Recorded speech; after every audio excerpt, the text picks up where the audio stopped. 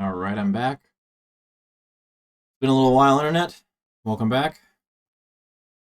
Justin streamed this morning, and it looks like he did some more web worker stuff, at least going by the title. I missed it, unfortunately. I wasn't able to be around.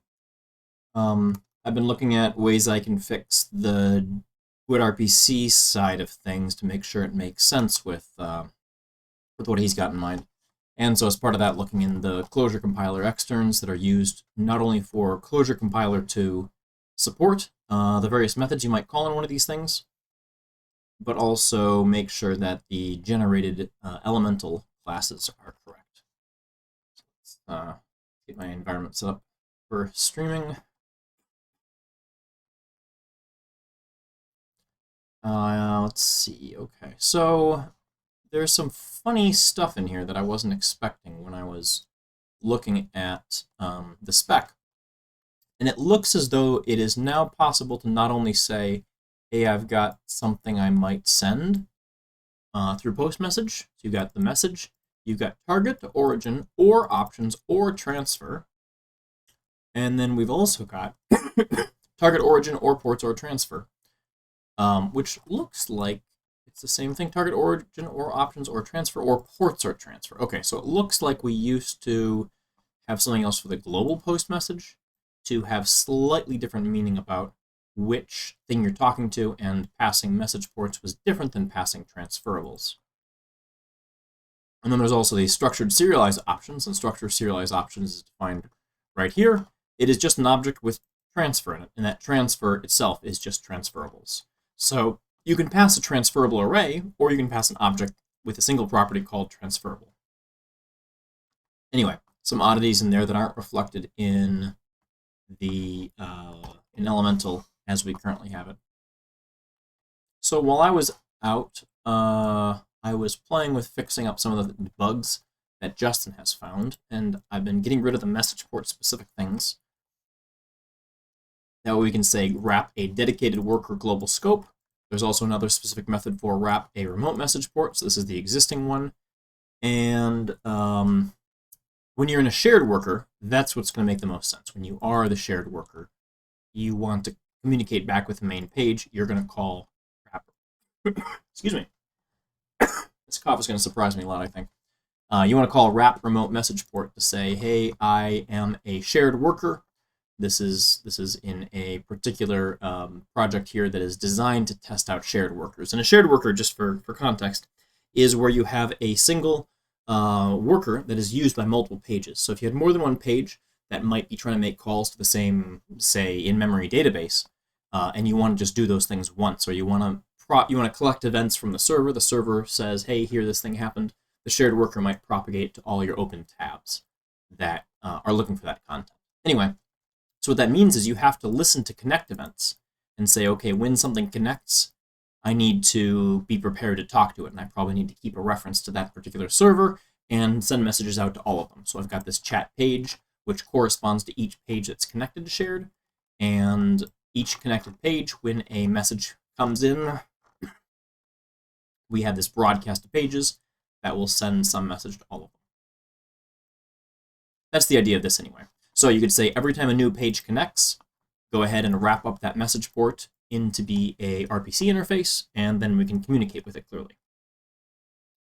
So let's see here. So that's the main thing here. How do we get rid of our own message port? How do we make sure it works cleanly on a regular worker, where we just say wrap a dedicated worker global scope, and so now self is changed to be dedicated worker global scope. Unfortunately, for some reason, Elemental doesn't have a way to say, hey, give me the current window. Right now I've got this $WND garbage here, but probably instead we should do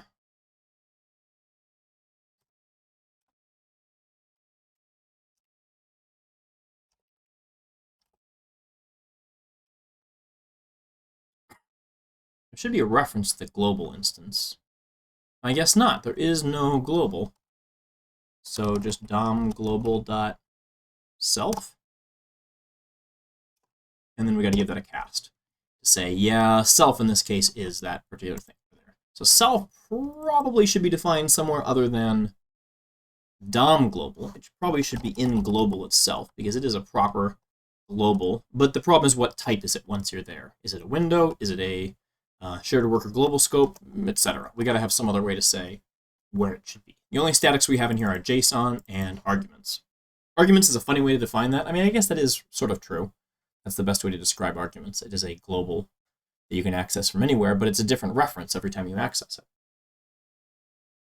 It is a little funny for them to define undefined as a global constant. Wonder what lives on the far side of that. It's interesting they got it final. Oh, the final must be that way you can't accidentally write it. But you can't write arguments. I wonder why that is set that way. Can you write arguments? That'd be a funny one. Let's grab a browser. I've got a whole bunch of junk in this one. This is a very old one, though. We should probably close it at the end of the day. So if I have arguments, and do I actually have arguments when I'm in here? See, arguments is not defined in here, but if I was to make a function, let's not even give it a name. Let's make it immediately invoking function.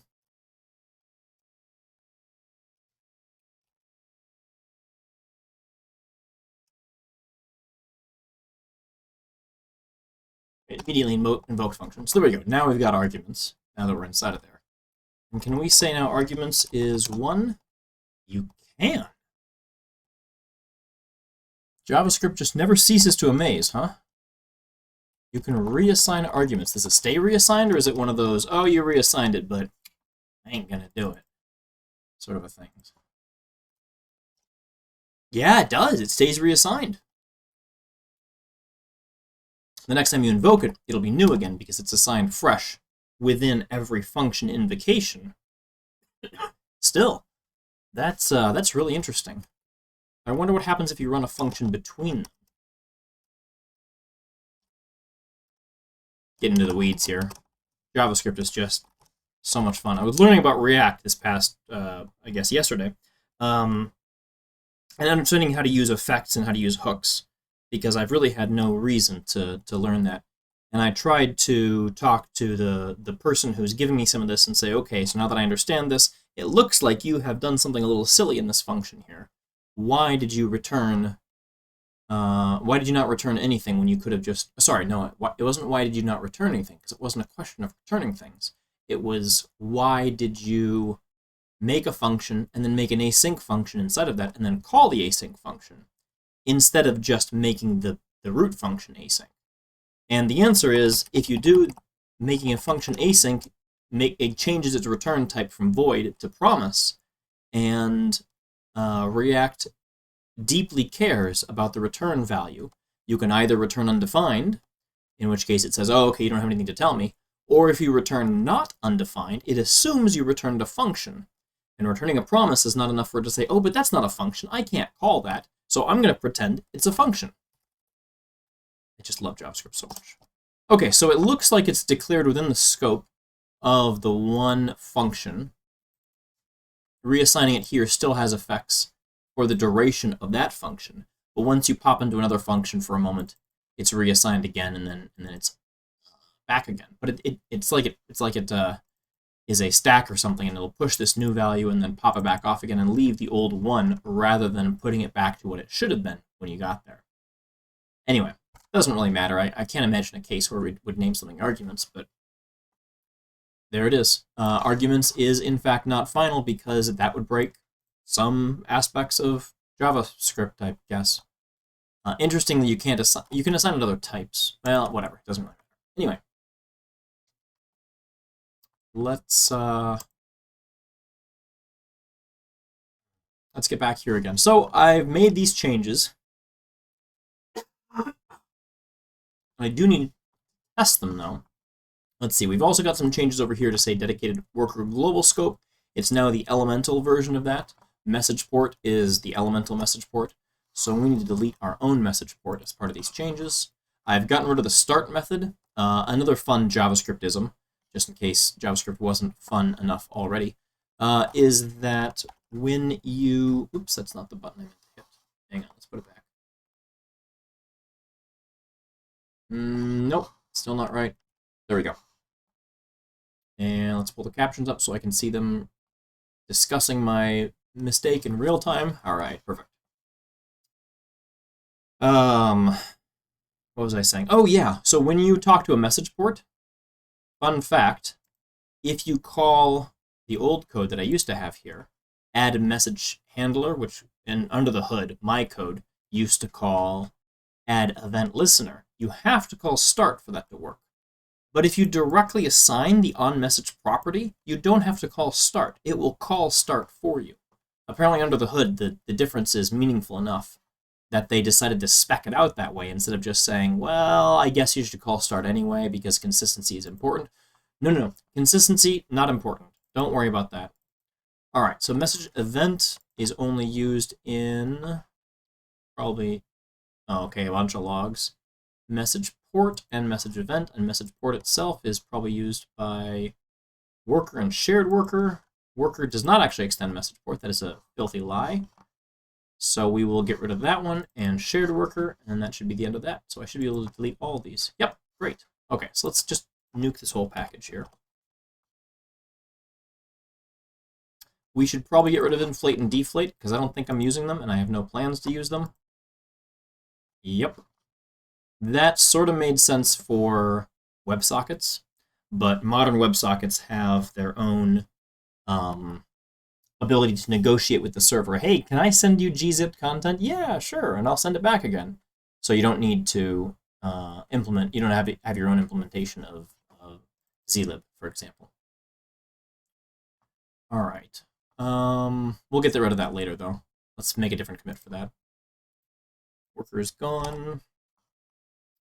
Okay, let's try a build and see if some of the stuff actually works.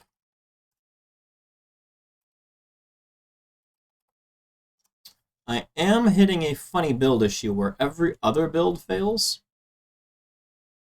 That might be worth investigating. That's a little silly. I care about this work. Sorry, I lost the context there. What is it you care about here?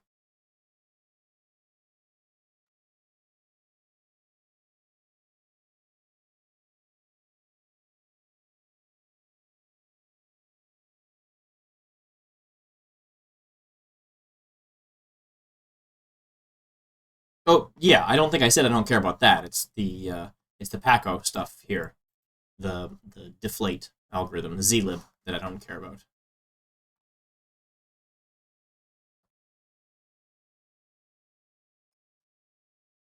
And this whole library is used in production in one of our customers, so, you know, fixing bugs there is not a bad thing. The worker side, they don't so much care about today. They've talked about caring about it someday, but it never really has come up. And we found that the benefits would be outweighed by some of the additional costs. So, for example, if you're trying to save money or save time by deserializing instead of directly into the page, deserializing into a worker, and then pass it to the page, you can only get so much work done on the worker. You still have to reserialize it, which means you pay for it again, and then deserialize it again in the page, which means you pay for it yet again. And if the expensive part is deserialization, and for Java longs, that is the expensive part, you haven't really gained a lot there. All right, so let's look at the worker sample and see if I can remember how to run this. I might even have written a README. No, I didn't. I guess I'm just a jerk. Let's see if the worker stuff has some notes here about how to run it.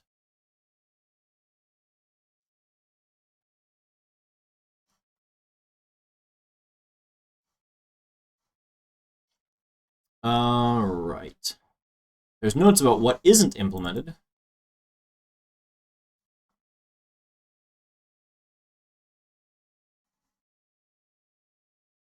Missing handling, some handling of generic arrays. We're actually also missing handling of some Java collection generics. Here's the old README, so I probably don't have instructions on how to get the thing started. Okay, so let's look at how it's defined.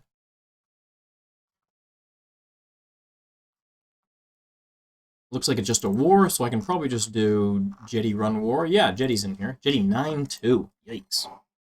Maybe we'll update that soon, too. CD worker sample. Maven Jetty run. Maybe just Jetty run will do it? We'll see.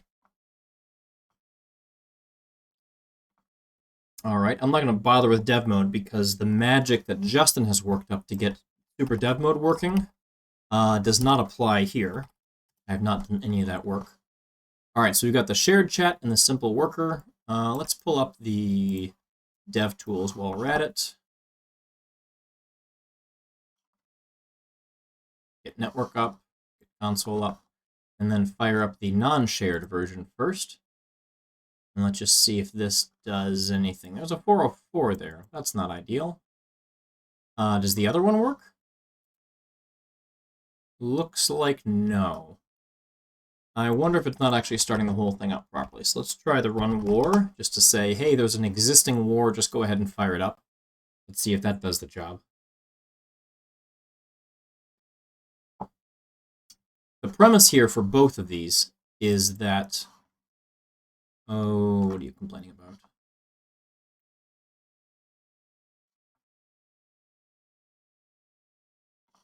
Probably I have a bad dependency in the worker sample.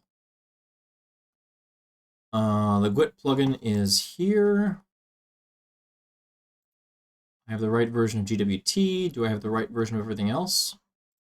Let's take a look at our dependencies, because it looks like we've got something conflicting. Oops, that's not words.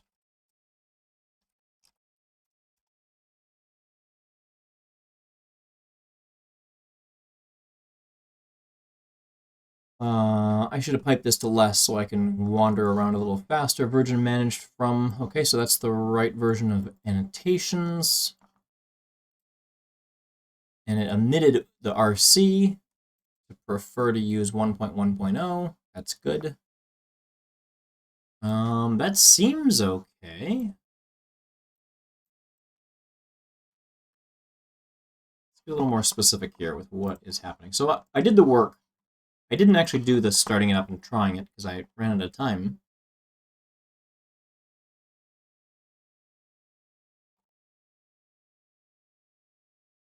So, but it built properly the first time. When I just did a plain package, for example, if I do it from up here, it works. Because that's what I did before. I did it clean. But maybe inside here it doesn't work? Yeah, it doesn't work inside of there. So somehow we're picking up dependencies from the parent project.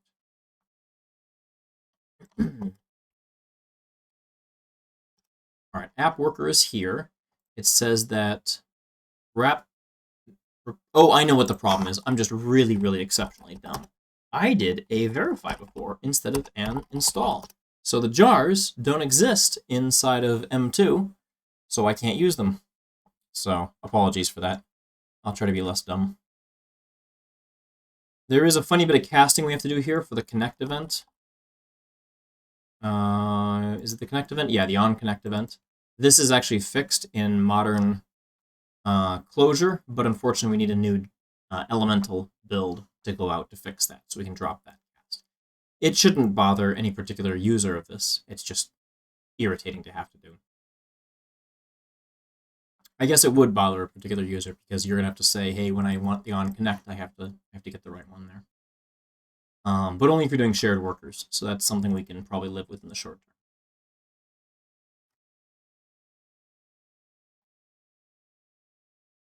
If I'd been thinking about this, I would have skipped the samples, but I didn't.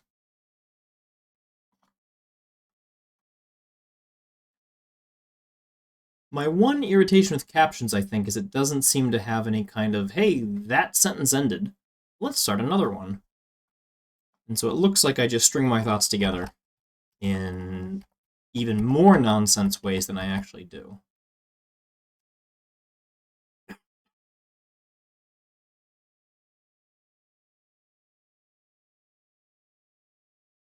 All right.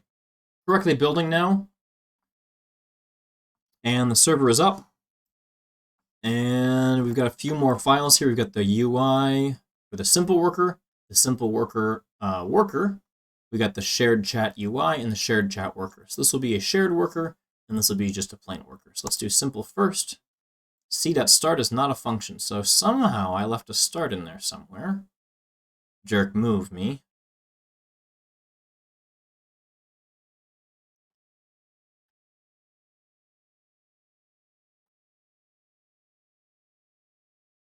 It's not one of these here, though. This is how we start the builder itself. The startup code in here used to call start right in here, and I've got to change to that now. It used to say, hey, I need a message port, and then we'll start it. And now we take two lambdas, and one lambda is how do I send messages, and one is how do I receive messages. Other way around. How do I receive messages? How do I send messages? And then we just directly call those lambdas here and here to say when a message comes in, let me receive it. And when I need to send a message, here is how we will do that. So this way it breaks down and provides a way to describe message ports, the direct dedicated worker global scope, and the original page itself, which is going to be talking to regular workers as well as message ports on shared workers. But somehow we still got a start in there, which is not a function. Let's see if we can go figure out what we did wrong there. Worker.start. Okay, so it looks like I actually called C is new worker and then C.start. So probably that's an application bug. This is the app worker. I'm looking for the UI worker.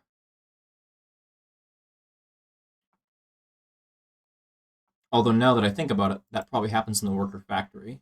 This is the shared version, which we don't need to mess with. Let's look at the regular worker example, where we say create a dedicated worker. The implementation of create a dedicated worker does not seem to call start. We create a new worker here, and then we don't call start. Create used to call start as the first thing it did. And then what's the next thing it does? It calls start, and then it constructs a thing around two other things, and then it returns B. And B was this new instance here, I guess. That wraps the worker. So maybe we turn on pretty first, since I can't read my own code at this point. This is the old Maven plugin because that's just how it's configured right now.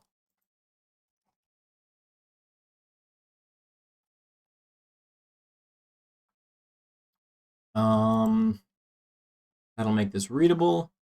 And then we need to take a look at where else could be doing a start.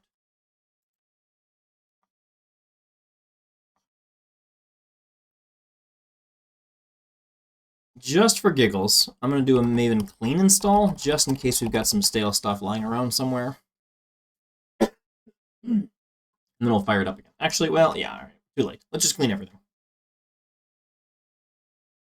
I was going to say we could do a AMPL to say only make projects that are required to get to worker sample, and that would skip some of the other examples. But if I've broken something else along the way, I'd rather know about it sooner than later.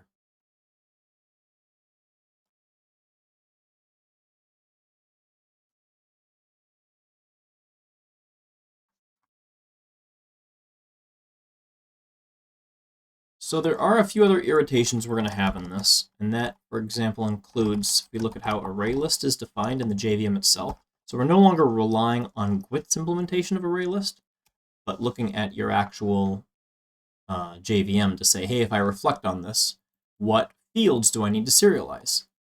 And unfortunately, the element data is defined in an object array, but it's also marked as transient. So if you were to define a bean and say, well, it's transient, it's got transient data, serializer will just skip that type and never bother with it. So it is only going to serialize the size, an int, which ints are, serializable for free. And that's it. This is transient, and the rest of these are static, so they just go away. There is no way to say, hey, here's how you're going to serialize that. Now, on the other hand, we have an ArrayList custom field serializer that's built into the serialization code, which is going to just punt off to collection and say, hey, collection, would you serialize this? And the collection is going to have an easy time of it. It's just going to say, give me the size, and then I'll write that, and then in a loop, I'll write each object, which may or may not be null. So that's easy enough. But then when it comes to reading, we just say, okay, read the size first. Now we know how many. We know how many things to read off of there, build them into this instance. So far, so good. this breaks when we think about what the actual type that will get written to write object is. We don't want write object to support every possible type that could go over the wire. We want it to be only the types that we have been able to reach and say this is capable of being written. So if you said you had a list of type T, one of the subtypes of list is array list. And so it's going to say, okay, visit these fields. Where do we find a field of type E? And let's say E was person. We don't have any fields in here that define E to say, here is the element data that we'll need to serialize. So it's a problem that we're going to have soon to say, how do we provide the same generics here and say this generic field needs to be serialized, but for example, maybe this one over here doesn't? Or do we just say, nope, any generic field on any type must be serialized? That seems a little silly, but it's a possible outcome of this. Anyway, that's a break. Okay, it's working this time. So somehow I just needed to clean, kick to the head, and then it worked. If I ping it, it does what? What happens if I ping it? I thought I saw a log message over there.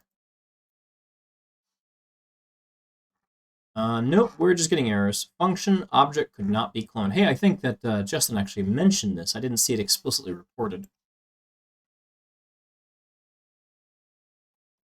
Let's try and grab that in a debugger.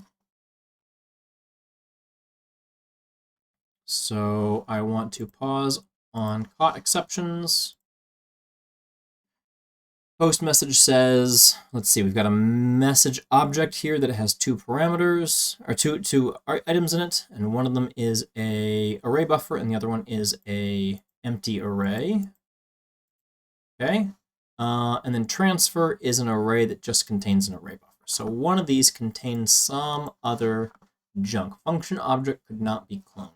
So I think we came to the conclusion that it was the message object itself that was the problem. Let's look at this in the console. Well, it makes a new JavaScript array here. That's a pretty vanilla array. But the string table, look at that. So there's some extra properties on here. Numeric properties, and then this castable type map, and then there is a type marker, which is the type marker function. So I think we need to go back and clone string table to strip off those other objects from. So this is, if you've seen Justin's streams lately, this was last Friday. We are going to be rehashing that while we get this sorted. This is specific to the worker factory. Let's close down some of these other pieces here so the code is visible. I'm not blocking away now.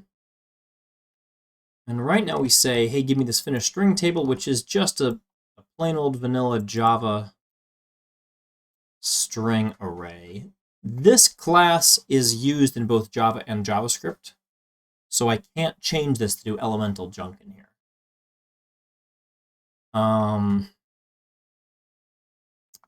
But I also now have no ability to avoid copying this.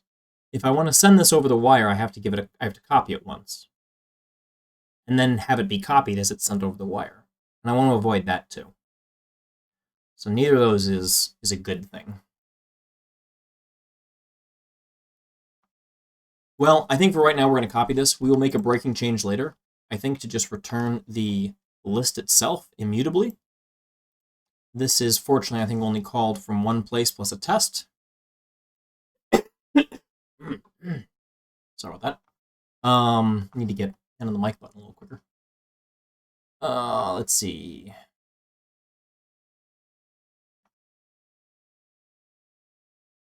All right, well, let's just copy that for right now.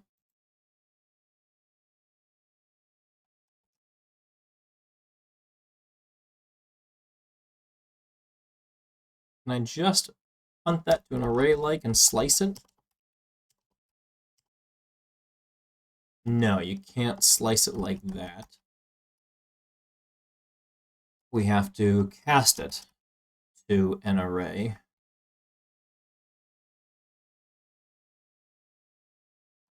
As JS array. Yeah, that'll do. All right, let's see what this does under the hood. It's just an unchecked cast. Okay, cool. So it's just an explicit unchecked cast to our regular array type. The slice then is the JavaScript function that takes a couple of parameters here to say, well, which items do you want out of this to get sliced? Do you want all of them? Do you want this beginning and this end? And if you just provide it no options, it's just a clone method. And that gives us back a JS array of strings. We don't actually care that it's a JS array because we're just going to pack it into another array of, in this case, an array buffer and a array of strings. So it's, they're both objects basically. Payload should not have the same problem. And I know we're about to run into a problem here where we're pulling the data out and we do a bad cast here. And I would like to understand that better to see about fixing it. We don't have super dev mode running here yet. Let's see, this is in the worker library itself, so we're kind of going to have a hard time with that without rebuilding. So we're going to rebuild.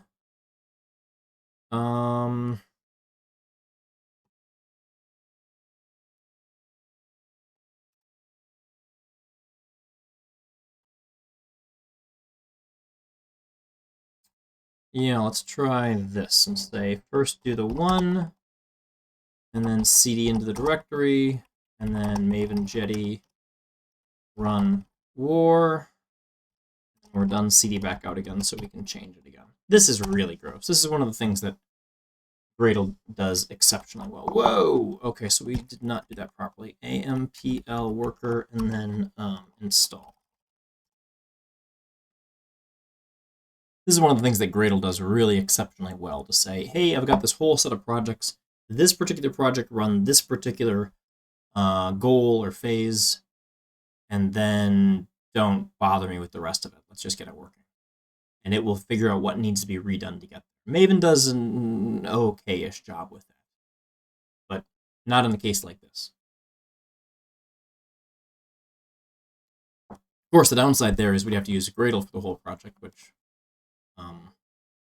I'm actually enjoying getting this work done. I would rather continue to enjoy to get my work done. All right, so we skipped a whole bunch of stuff there. We are now building the 4 modules that are required to make this work.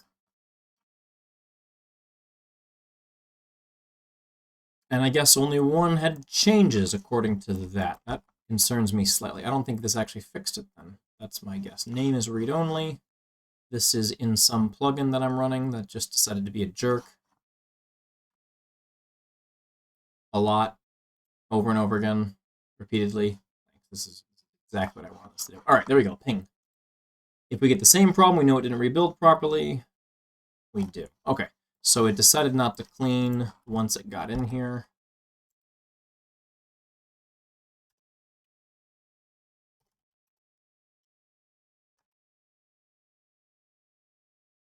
Then again, problem with Maven, because it doesn't track what file each thing belongs to. Oh, and I guess we have to build that from the parent. Otherwise, it isn't going to build properly.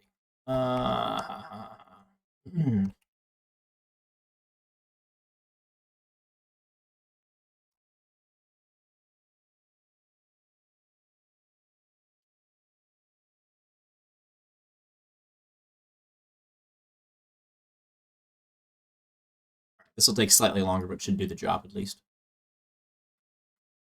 So that jre.txt file, that is a hack that presently exists externally in the project to say these are all the types that are in the JRE. If you have types that you inherit from or you plan on using in a polymorphic way, unfortunately, we need to know what those types could be so that we can do lookups on them. Say, for example, hey, I would like to serialize list here. Okay, well, there's linked list and array list and whatever else. There's no way in the annotation processor to look up what the possible subtypes are of a given interface or class. So we have to have some predefined list of here are the possible types we could be dealing with. The way we choose to do it here is we just have to have the list already. If they're in your module, it's easy. We can examine every single file you've got, build into a big list of here are the types I know about, and then say, okay, let's go over the whole list and see where there's some type relationships we need to pay attention to. But if they're defined in the JRE itself, or say Guava, now we have to have some external lookup to say what other subclasses of list exist in Guava. And I don't even know what they would be anymore. I don't use Guava anymore on purpose, because I don't like having 6 different copies of it scattered around my class path.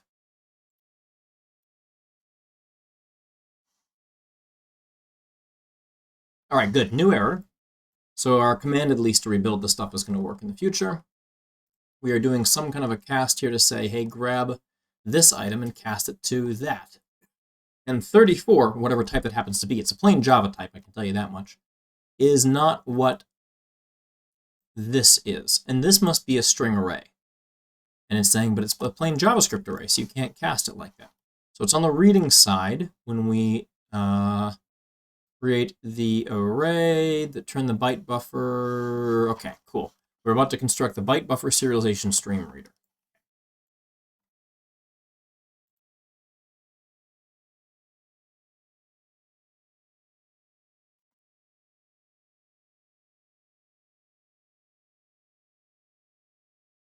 And here we are. We grab this and we cast it to string array, which is the mistake. We need an unchecked cast.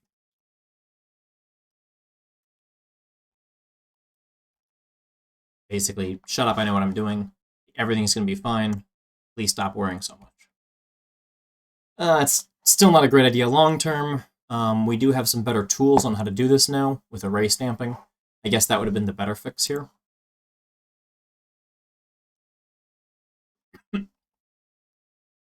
All right, so this is already an any.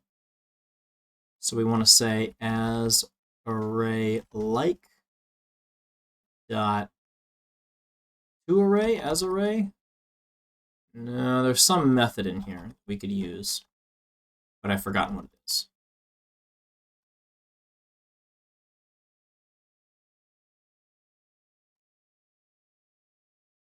As list is easy because you can just wrap it up in a list.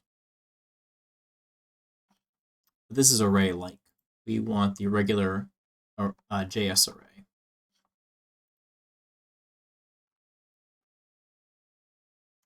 We got values. There's some array stamp magic happening in here.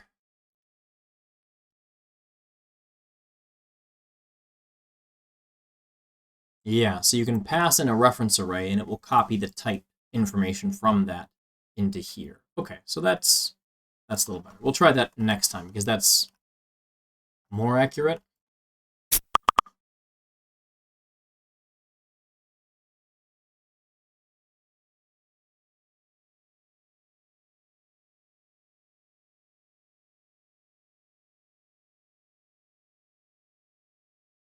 All right, still getting a class cast exception. Did we fail to rebuild everything, or is there something else that's wrong?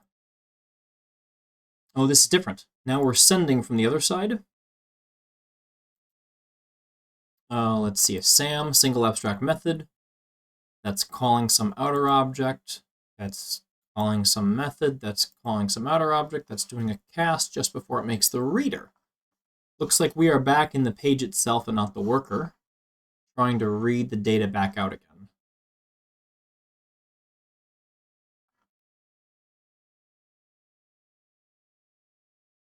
So it looks like it's the same error on the remote side. What did we do wrong there? How did we screw that up? Because there's only one reader place instantiated, unless the code just didn't refresh properly. It kept the old copy. No, doesn't seem to have. It's doing an explicit cast though. Let's try the method we should have done.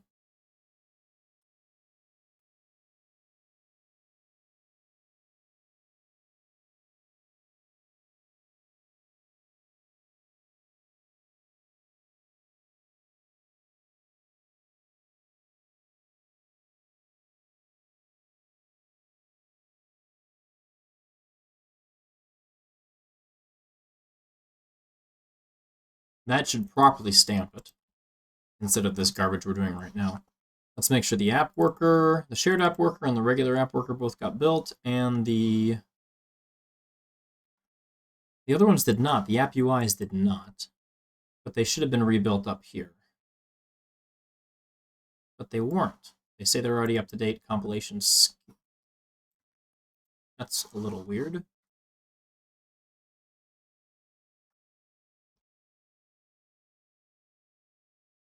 Oh, right. We never put the clean in here.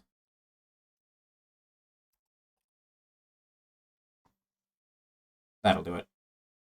So for some reason it interpreted Some of those is up to date, some of them is not. Probably the custom linker I'm using for a worker incorrectly marked those things as up to date. Incorrectly marked them as not up to date, but the regular linker is behaving properly.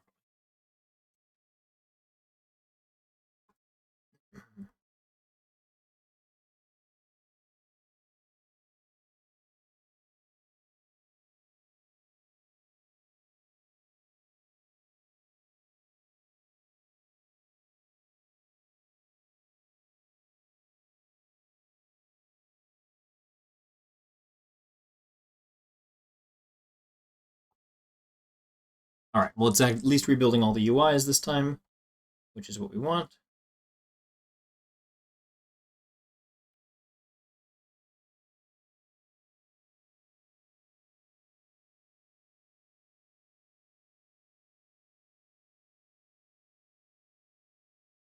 And here goes Jetty.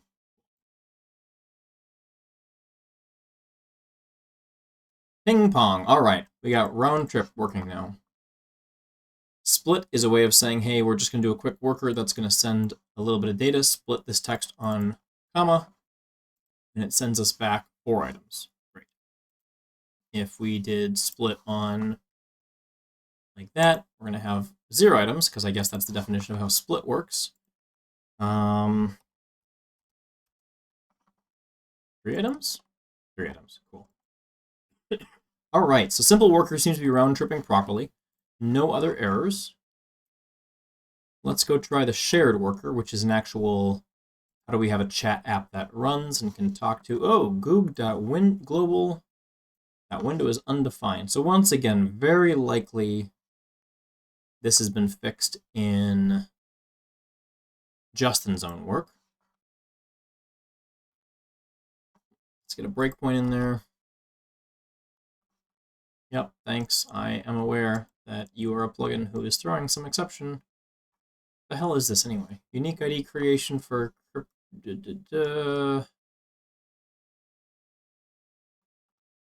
What uses UIDs in one of my extensions? Thanks for examples. What's your problem here? This just can't have a name? Oh, right, because you can't define names on functions anymore, because that's part of the function spec now. Doesn't really matter. I don't know why I care. Let's just skip past that. I guess I'll look to see if I've got some extension that's broken. And it just errored out again. Probably it's erroring in the worker. And the worker is not doing the breakpoint thing. I hear some screaming upstairs. I'm going to go deal with that. I'll be right back and see what's happening.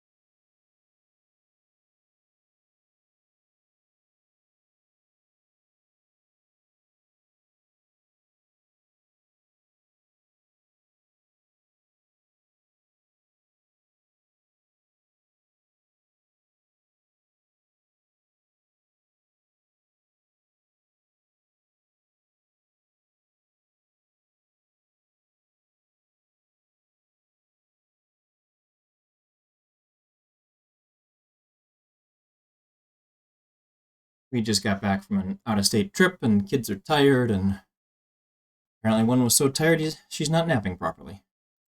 Okay, so that is not going to work in the worker, referring to window.location. That doesn't make any sense. The server builder is trying to use window.location. That must have been a late addition here. Oh, this is to communicate with on the WebSocket, to say, how do I call the WebSocket? All right, let's look at the GWT client here, server builder. It will have there's some implementation that will have a constructor. Oh, what do you think? This is the go ahead and create it thing. We have to still read the URL from something. Sockets constructor reads from the URL, which is in this implementation, the URL defaults to, I guess, whatever's in here. That's not going to fly. I bet I added this. Yeah, I added this. No, I just changed it. Okay. So it was broken before. Annotate previous revision will tell us when I added that. 2018, way after the rest of this. Fixing dumb bugs, huh? No kidding. Let's look at that diff.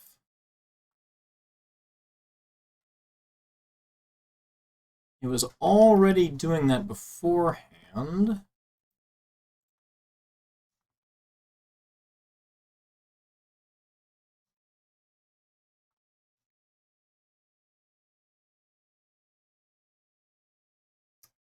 To use annotation processor-based RPC. So this is back to the point where it was generators.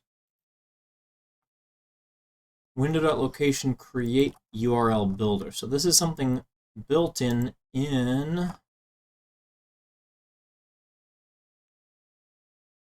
GWT's window location itself. So how is this implemented? How do you do get protocol? That's just a native call on the location itself, I guess. Let's see. Can I get some sources for this? Because I can't remember how the JISNate looks around any of this. Maybe I can't. There we go. Okay. Window.location.protocol. So I guess I need a location object? I don't think we should expect to have a location object in a worker scope.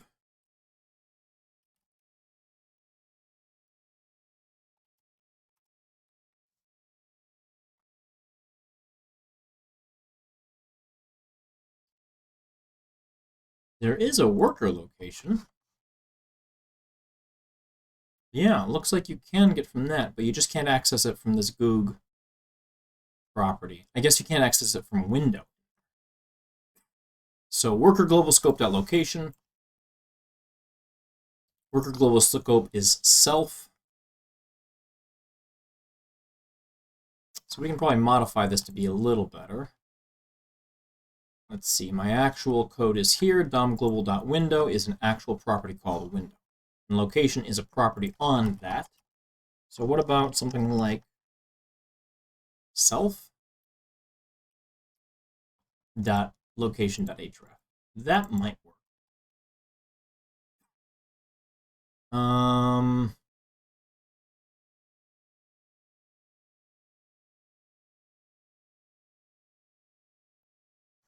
We are first of all constructing it, and then we're replacing the protocol.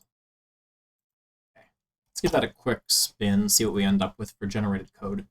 I think that's slightly more likely to work, where self is a window and location is defined on window. So we'll see.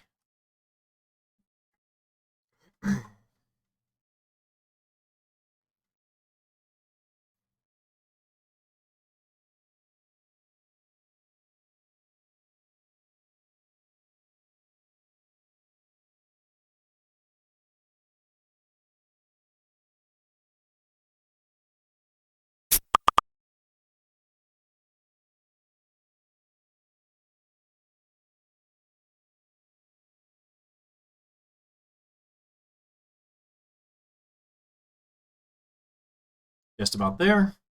Because it's really the window we got to get rid of, I think. I think gloob.global should be defined. Almost there.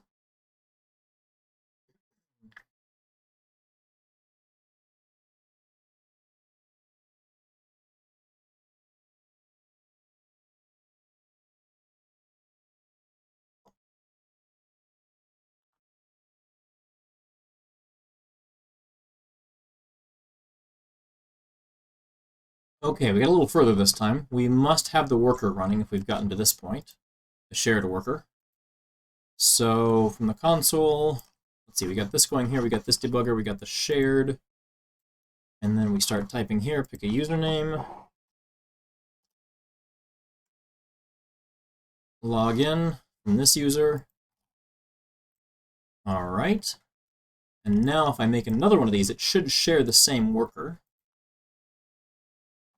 Yep, I'm already logged in as myself, I guess. Does it actually keep that state? That's surprising. I wasn't expecting that. Let's see how I do that. It's been a long time since I've worked on this.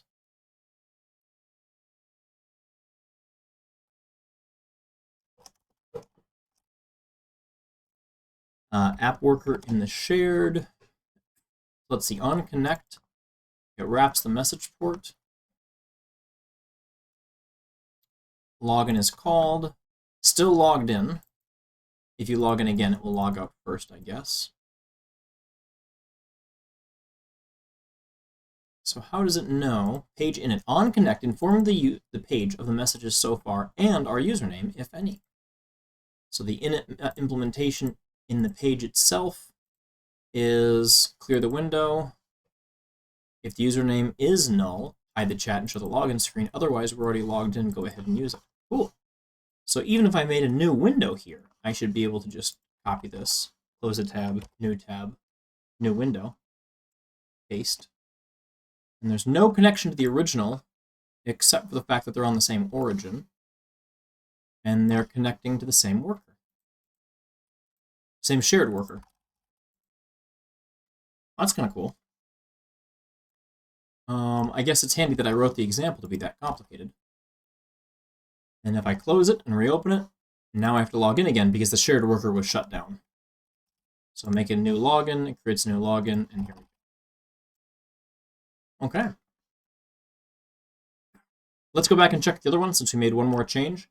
I just want to be sure we didn't do something else silly along the way. Simple worker, ping is working. And split that text, we should get 4. There are 4 items.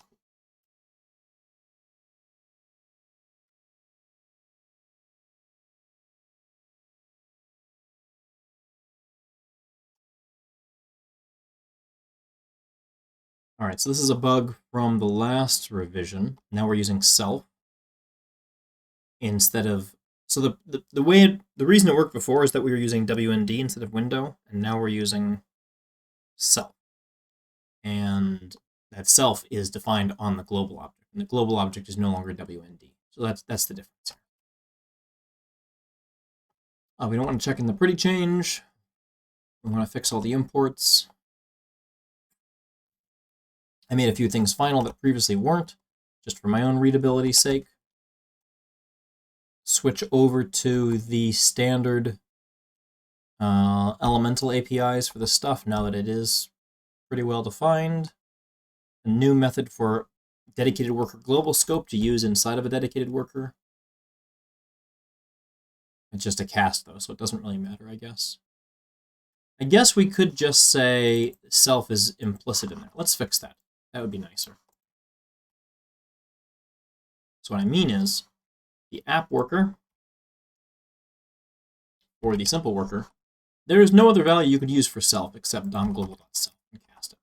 So there's really no reason for wrap dedicated worker global scope, even take a parameter. Just say, hey, here's our local implementation. And then we go and fix this. And scope is now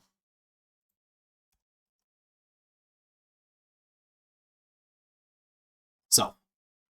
We just use self. Although self technically has onMessage already, so we don't even need to cast it to pull that off. Oh, I guess we do. Oh, right, because it's an interface, and we need a method, and blah, blah, blah. Okay, fine. It's fine.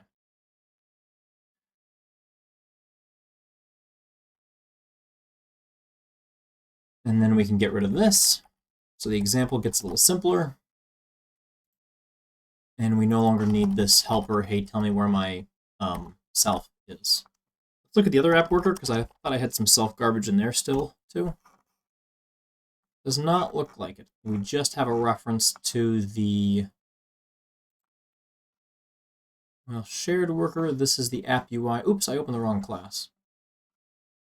So let's go look for the implementation of the chat worker. This is this shared chat. We find this. It is in the on-module load. Looks like I still have a self. We could rewrite this, though, and not use Disney.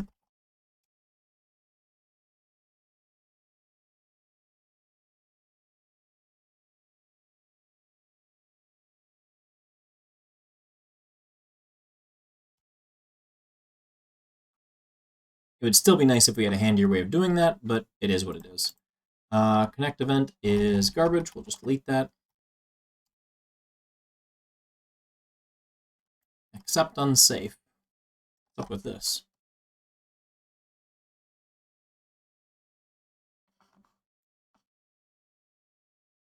So this way you can throw an exception. If it's a runtime exception, we'll rethrow it. Otherwise, we'll wrap it.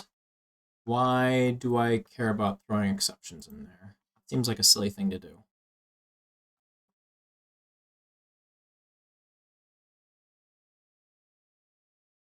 That doesn't declare a thrown exception. Nor does that. Nope, I don't understand why I did that. Well, we'll just chalk it up to past me being a jerk.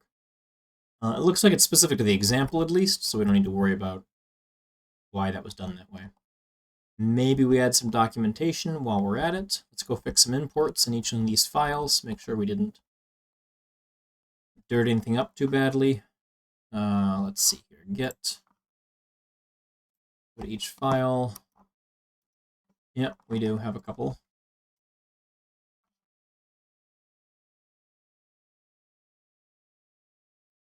That was the keystroke, right? No, it was not. Is this it? Yeah, there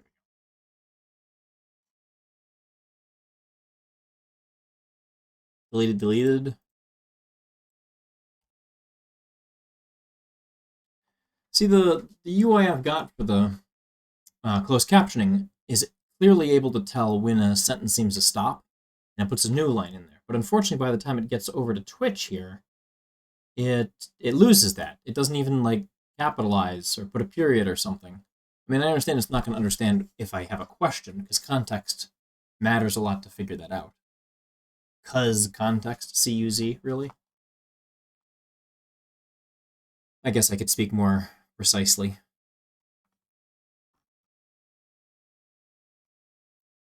All right. Let's check the rest of these.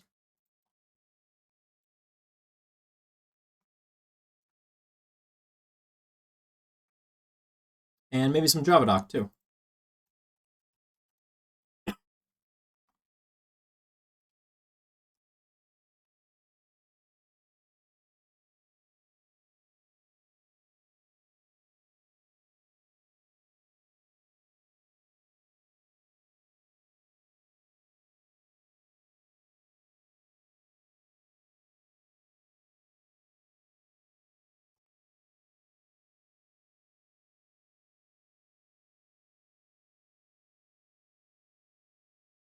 Thank you.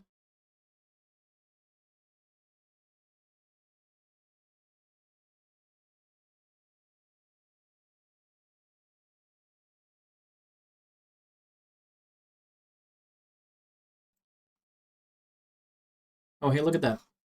Caption's still running even as after I hit mute. Well, we'll figure that out.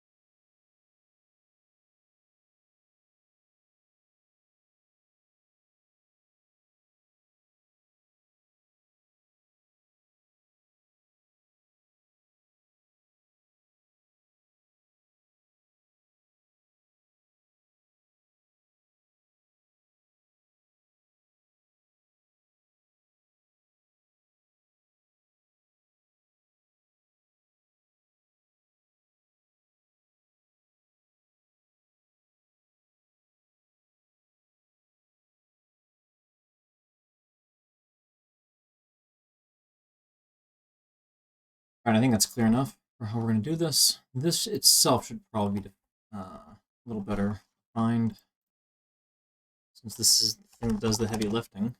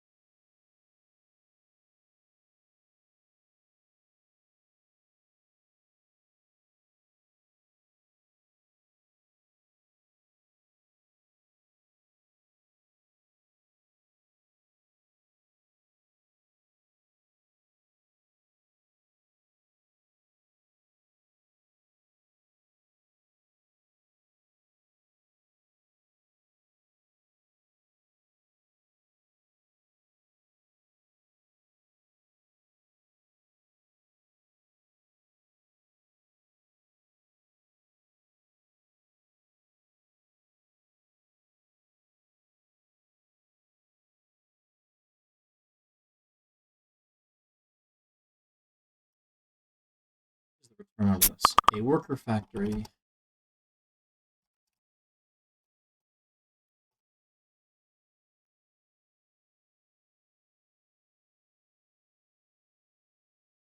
is a work of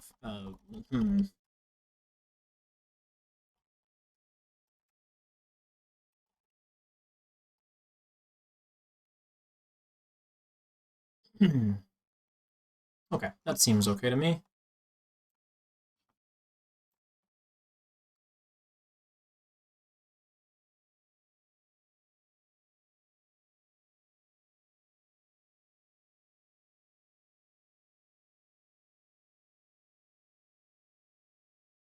Let's see, we're building off of the last commit that made it in. Sorry, there's an all to yell at me.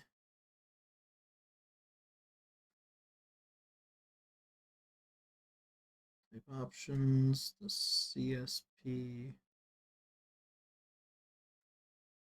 Yeah, okay.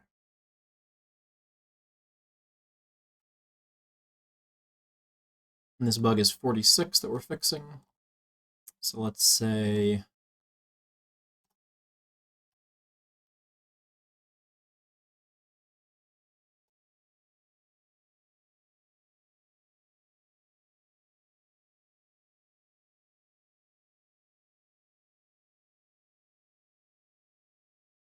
cool. All right, we'll pass it off to Justin soon. I'm going to take a quick look if there's anything else we should clean up while we're in here. I just wanted to get at least a single commit in here first to say this is the stuff we probably need. I think we got most of the garbage cleaned out. I don't think I hate any of this other stuff. Let's see, we got a built-in worker linker that can be used easily. Justin's got some better ideas about how to do that.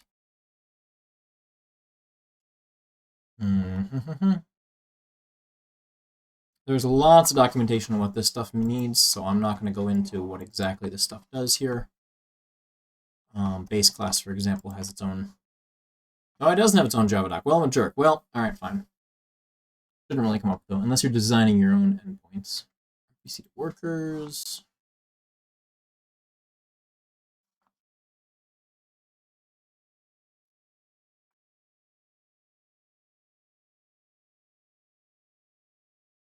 I don't think there's anything else too egregious happening here.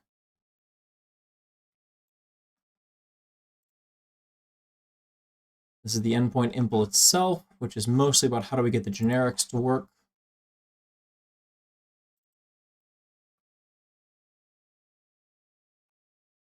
These are kind of gross, but they're mostly internal. I don't think that it really will come up.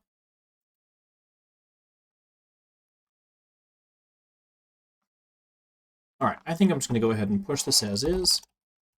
Let's see, we just got that one. Oops, let's pop that back in. The one switch to style pretty, which really doesn't matter for this. We don't want to check that in, that is.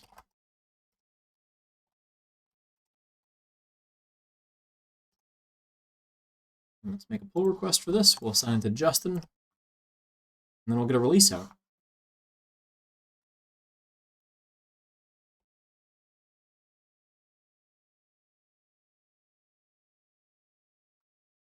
I think it also fixes a different issue. I think there's a second issue he mentioned. All right, here's the start issue, and the second one is, oh, there's this assertion failure. We got to fix that too. So there was a cast here that, yep, we got the slice. And then right now he's got an unchecked cast. We're instead doing the array stamper. So let's go remove that assert, because that assert just doesn't make any sense, it turns out. So the assert's goal was to say, don't send me more data than I actually need. Yeah, I know the linker sucks, but at least works. I've got a linker that works, but it doesn't do super dev mode, so I think yours is better in that regard. I understand the setup of it is pretty terrible. So we're going to pop off the assertion, say you don't actually need to make sure the rest of the data is 0. The reader does not need the assertion to say after you've read the... Yeah, okay. What we can do, though, is we can say set the length of the byte buffer remaining. It's not remaining, it's limit. And then we're going to test this too.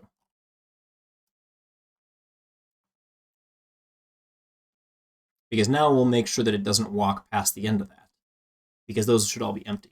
So the whole goal about having, and we're going to break this soon, but the whole goal about passing these things separately is that, sure, we got to copy the strings, but we don't have to copy the bytes.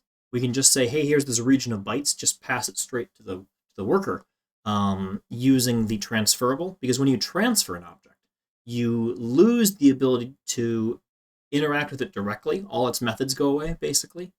And the remote end gets the data directly. So you're passing it for free. There's no copy. For the string array, you got to copy them. The typical way that we would send data is that we would write the strings into the byte buffer itself. To say, byte buffer, here's this string, and here's this string, and here's this string. And since they're variable length, you have to start off with, here's the number of bytes you're going to get, and then here's the bytes themselves. Which means there's more copying to do on the sending side, and then there's less work to do to send the data, because you just pass the data over. And then reading the data, there's more work to do, because you have to unpack all those strings out of there. There are some advantages to copying them in, and I've got an optimization coming that will allow us to stream this data to say, hey, here's the first megabyte. Okay, here's the next megabyte. Okay, here's the next megabyte.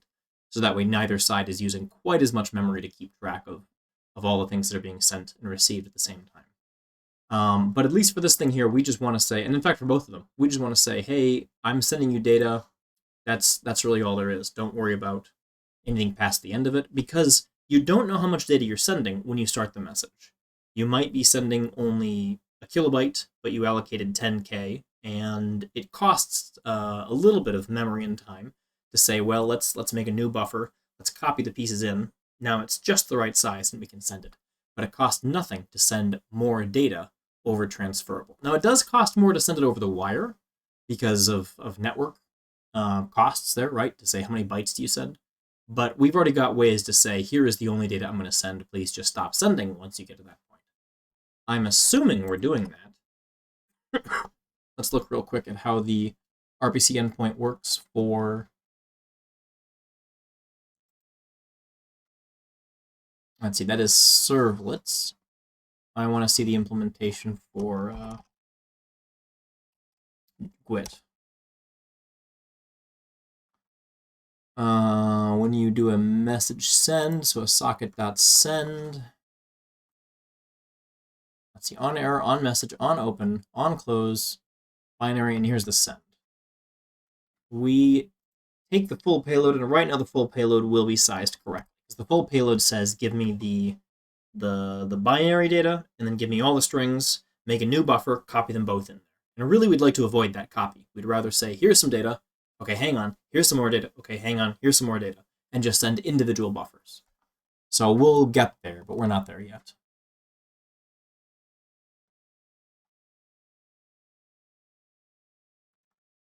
Okay, let's go ahead and test this, make sure that everything builds properly. We'll use the same command as before. That will run the unit tests. for this binary encoding thing, make sure that the limit does what we want and we don't underflow or overflow like we just did. So I am using this wrong. Buffer underflow, yeah.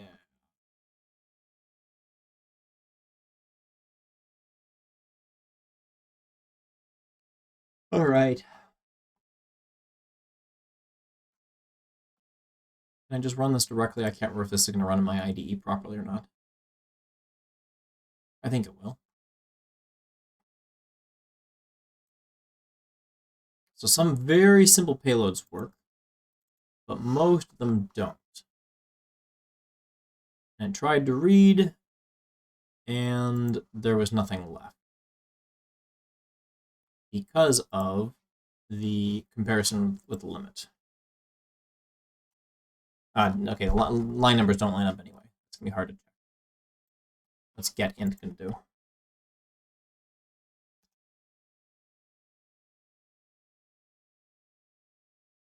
Yeah, this is nothing at all like the implementation I was expecting it. Oh no, it is. Here's this get next index. If the limit, okay, so the limit is wrong. Yeah, okay. I think we need an offset in there. I'm pretty sure we need not to set the limit to length, but to increment it by these 12 bytes here. 4 bytes for version, 4 bytes for flag, 4 bytes for length. So we got to say there's this many more bytes on the way.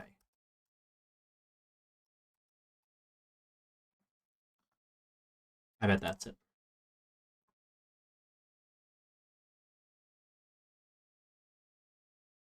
Yep, there we go. Okay.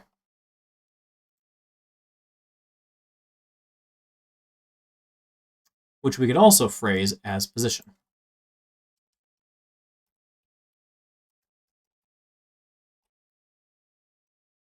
So the position should be 12 because we've just read those 3 ints.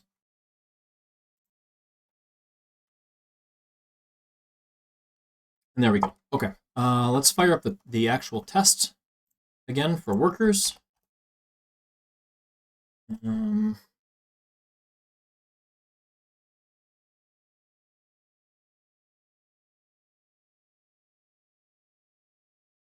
was hoping to have at least another 40 minutes for this, but I might get cut off here and be in and out for the afternoon. Let's mark issue 47 should also be fixed by that pull request.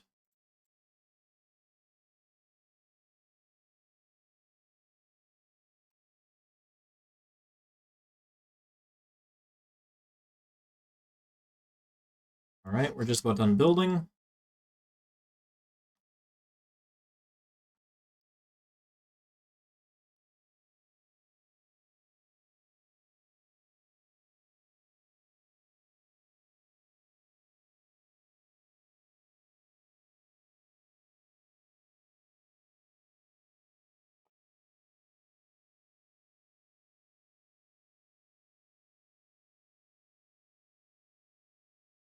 Cool. It's going to fire up the example. We'll try it out real quick.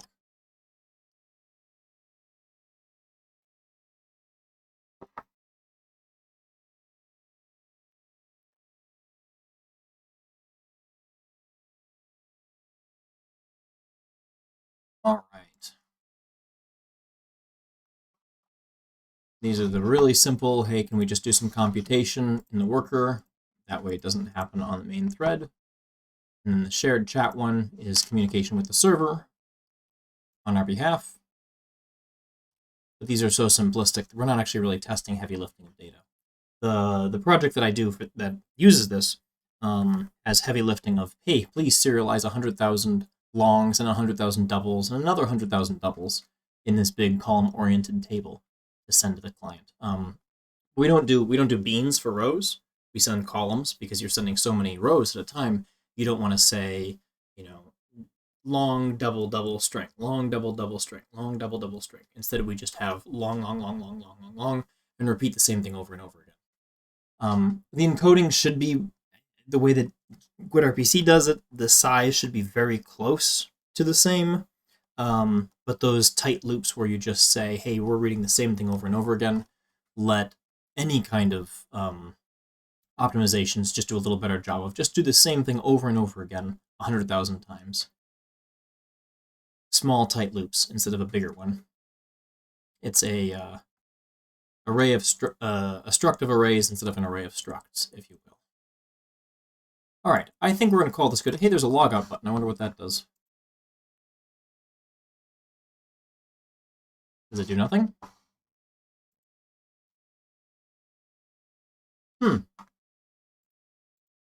Looks disabled, actually. Unless there's something hovering over it. Yeah, the text is blocking it because I've got this absolute positioning over here. So we need to say that this button here it is, needs to come later.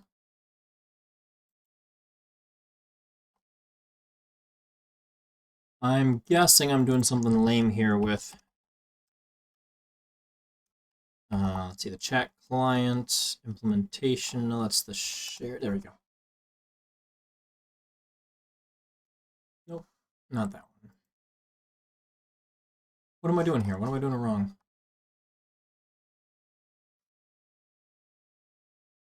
Shared chat. No, simple worker. The chat one, it's the UI, client, app UI, widget. And the button, I guess I'm making flow panels.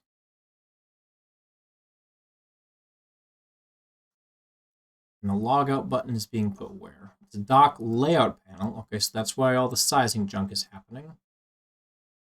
And the logout button comes from where? Is this from the entry point? Root layout panel, add widget. And the logout button is here. Right, I'm doing a root panel.add. Okay, so that's the mistake. This should not be added there. It should be part of the chat client widget.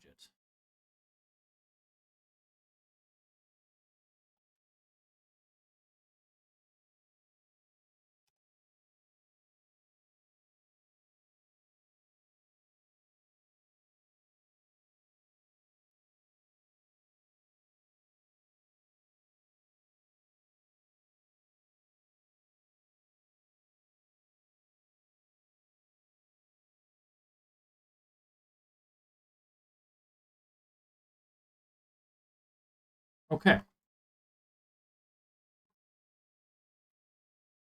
It sure could be. I see you're already gone, but this will be posted on YouTube if you missed it. I'm just gonna text him that real quick.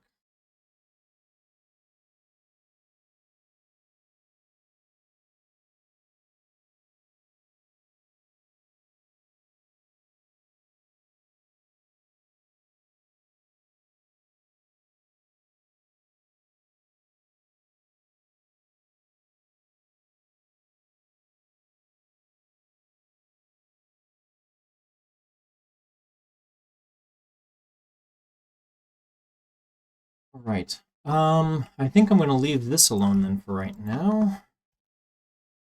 We'll get Justin to review that and merge it.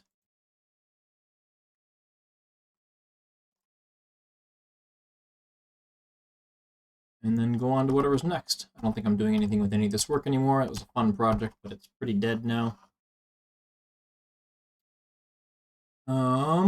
What should be next here? I've got some GWT bugs open, otherwise we can keep playing with this. Why don't I make a patch that fixes this? This is going to bug me otherwise.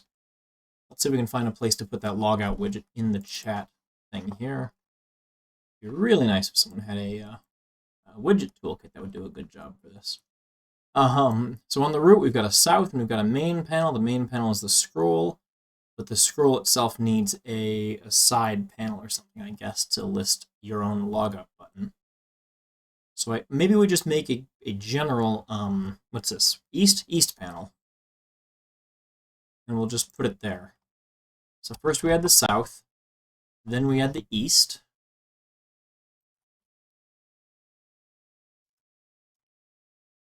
Okay. What don't you like about this? Cannot resolve add east. Oh, we'll give it a width. 100 pixels, say. And instead of shared worker, we need some way to communicate with the page.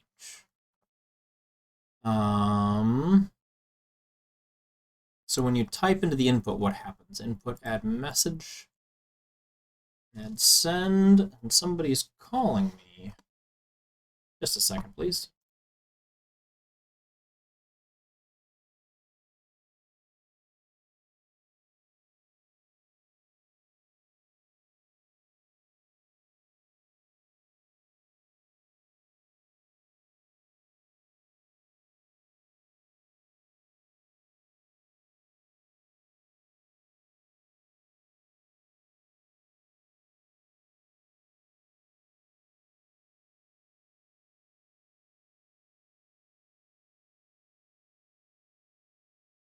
It's just some spam call asking me for money, so we're just going to let it run their limit and pay for their call. All right, so there's a send button. The send button has to have a handler hooked up to actually do something. But I see that I just wrote some really dirty code and hooked up a handler this way from outside in the UI, so we're just going to put it back there. Let's make this a field then, and we'll just make the handler someone else's problem to write, namely the app UI and me in a few minutes. So let's put this up here, a logout button, and grab this whole thing.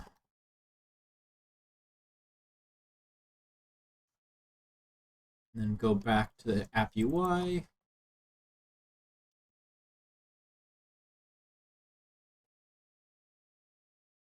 Right. That should do it. I don't know why it had the explicit cast there. Seems a little silly. Right. And let's see if that fixes it, because that'd be another nice fix just to tack on there while we're at it.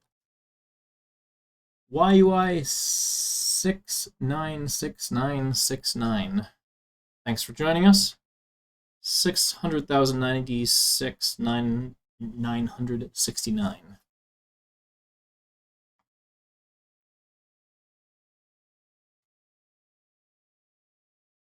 YUI makes me wonder if you're in the... Oh, YUII, I see. I was guessing YUI, the old Yahoo UI widget toolkit for JavaScript. Cool back in, what, 2005? 2006? Maybe not even by then.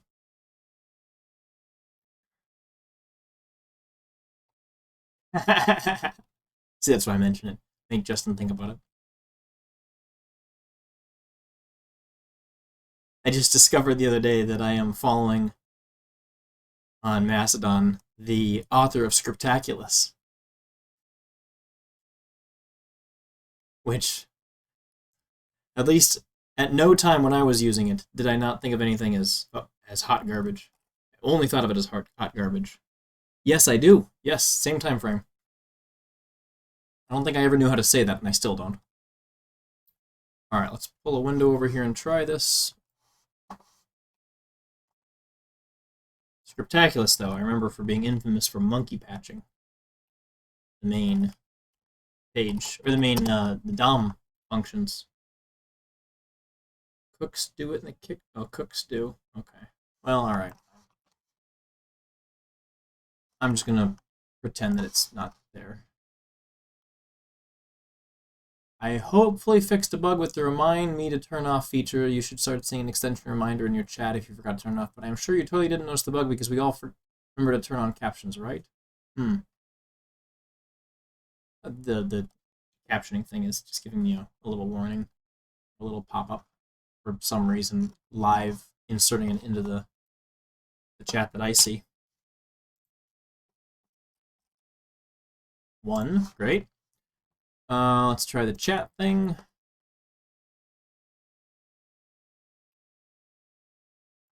Let's try this out. Come on, log in. There we go. Oh, that button is atrocious. Well, we can still do this.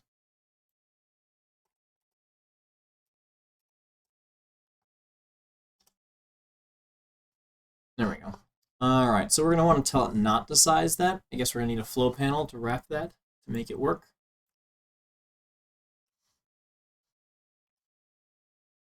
let's go and fix that.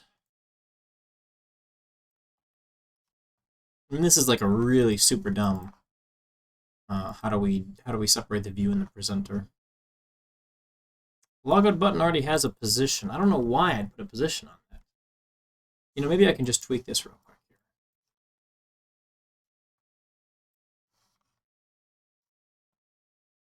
Yeah, there we go. If we just don't do that, that'll do the trick. Let's try that. I guess Justin's not actually looking at the screen. He's just listening in.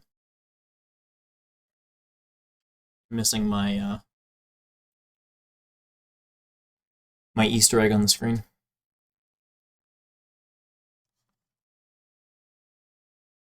Multitasking poorly.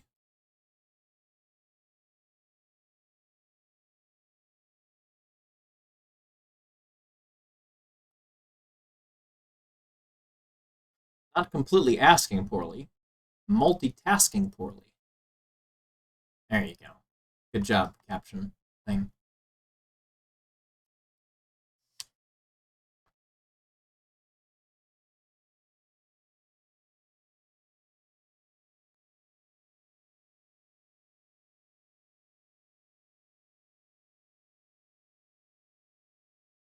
So what does the remind me to turn on feature? How do you tweak that? Make it remind me to turn on. Oh no, I don't want to do that. Never mind. We'll figure that out later. Probably doesn't matter.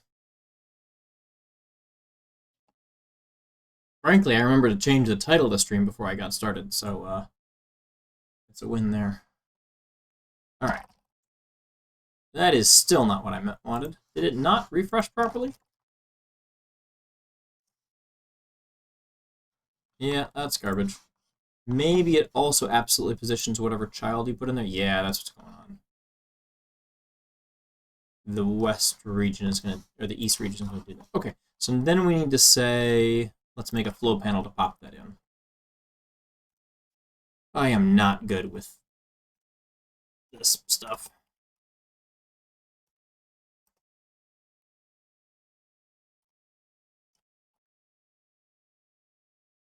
And I should be learning to do it right anyway with Domino.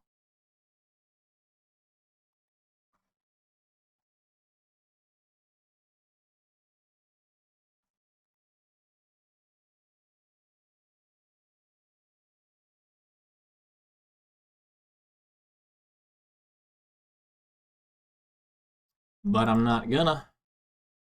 We're just gonna finish hacking this in together because it's really just a quick sample to show it's working. Would be overkill to go much further, I think. All right.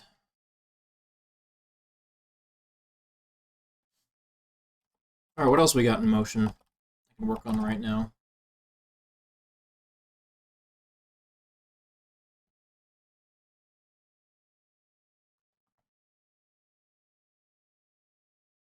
We could get Jakarta support in here. I'm not really sure that's going to be a big win. Oh, there's this OSS fuzz thing. We've prepared the initial integration of name of project into OSS fuzz, which should provide more security for your project. What do you need fuzzing? Great, what do you need to do? Integration requires one maintainer or established project committer to deal with the bug reports. You need to provide one email address that is associated with the Google account as per here. When the bug is found, you'll receive an email that will provide you with access to cluster fuzz, bug reports, coverage reports. Okay, well, I guess I'll sign into that real quick. Submit a project to the following, create a pull request with a new project name, project.yaml. Oh, exactly what we need. More YAML to handle this stuff. Couldn't be a web page to handle that data. It has to be a YAML file. And then what do I do with this? In that file, I can provide the following information: project's homepage, email asking for the engineering contact to be CC'd on new issues, belongs to an established project committer. Sure. If that isn't you or the address differs, will require an informal verification and must be associated with the Google account. Why? Why indeed?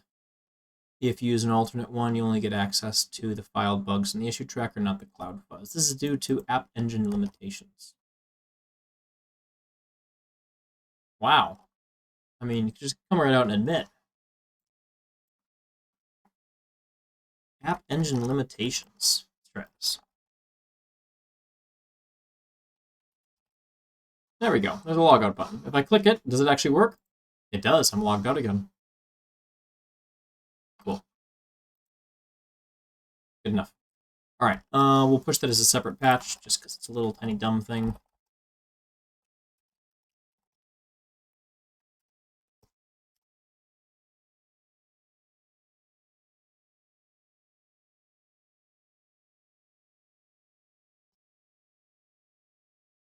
Go check those imports real fast.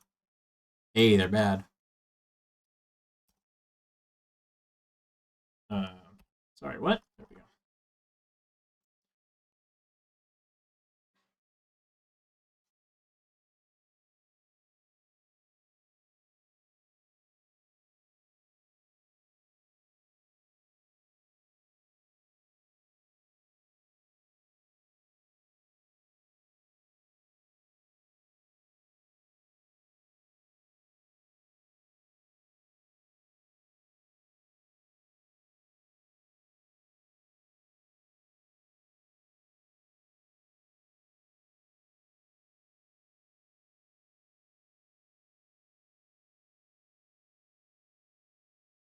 All right. I think those.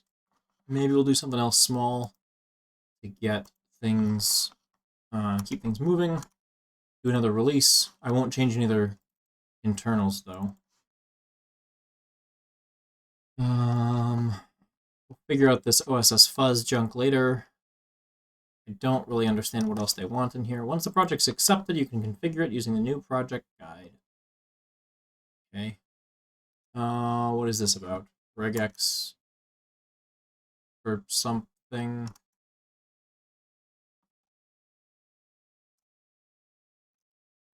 Yeah, okay. We'll do this in a little bit. Oh, hey, there's a pull request that adds things.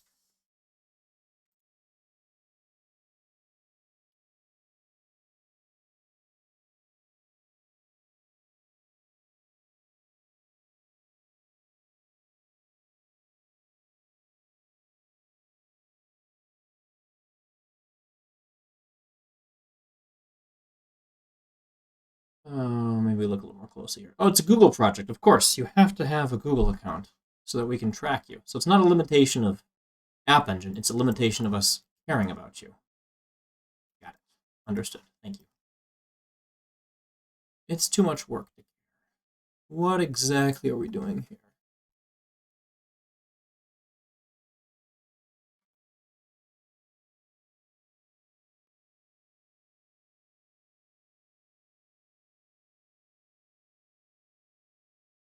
What are they fuzzing inside of here? Do they want us to be writing the fuzzing stuff? JS program?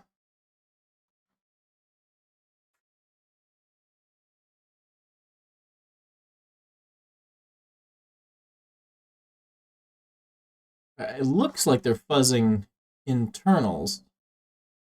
Like, yeah, that's not going to work ever. What exactly are you proving by fuzzing the engine, the compiler? Are you making sure that malicious jars? I guess that could be a concern. Malicious jars.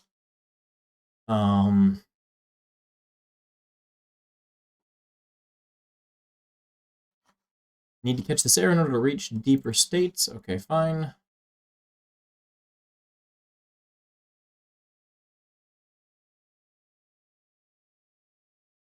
Yeah, I really don't know what exactly we're verifying by doing it this way.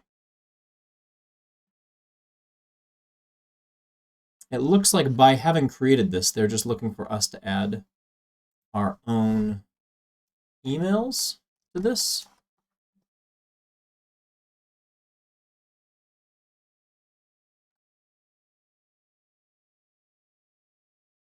So this is in project squid project.yaml already, so I guess they're already saying it belongs there. You need a home page.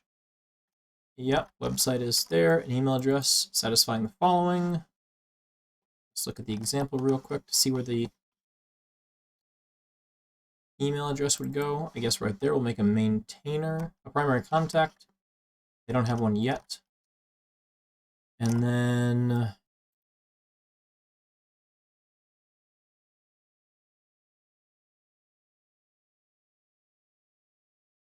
okay.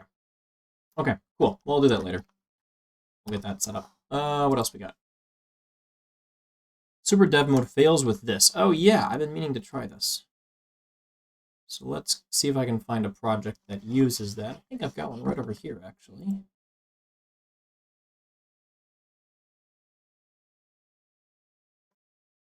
No, that one doesn't. I wrote a sample. Here's a demo project to try real quick. Execute the run configuration named demo. It will output the exception above into the console.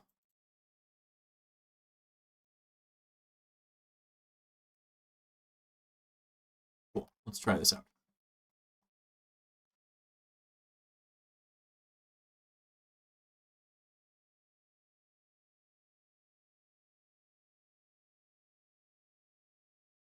Oops.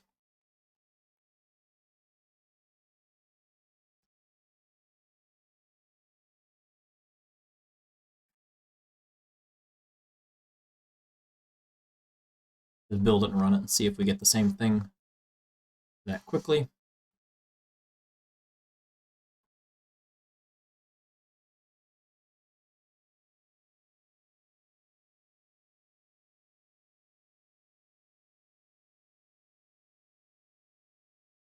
Okay, we don't have the Jetty plugin. Hey, we just got that working over here. Maybe I can just splice that in real quick.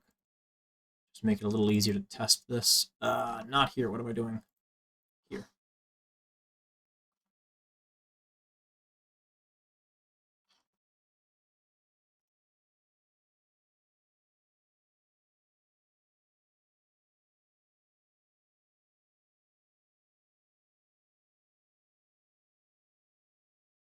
Oh, I forgot to do the, it's a set paste. Not good enough.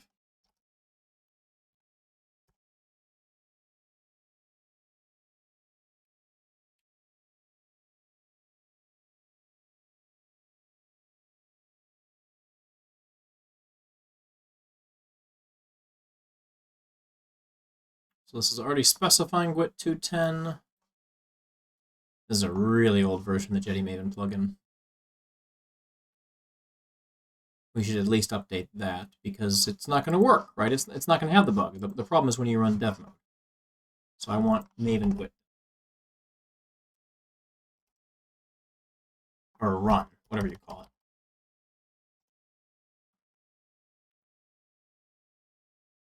Run target. So dash D run target equals slash, I think. It's been a long time. There we go. All right, let's pop this up to the top here. Your code server is ready here. Okay, localhost 8080, or sorry, 8888. Unavailable. Was there a Jetty log? Yeah, here it is. Okay, well here is some log. Class not found exception for the GC thing, which we gotta fix anyway. And here's the failed startup. Cool. So we had something like this that we were playing with, and I thought we had working properly.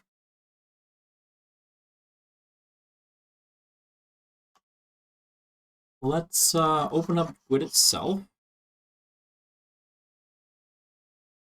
Let's actually look at the bug report, because I linked another bug report and said, hey, this should be covered here. Because I specifically tested something like this. Here's my comment. Oh, here's their comment where they said, here is the file here to use. And I said, the filtering seems to be correct. The class is not legal to load. And I thought I wrote an example that verified this.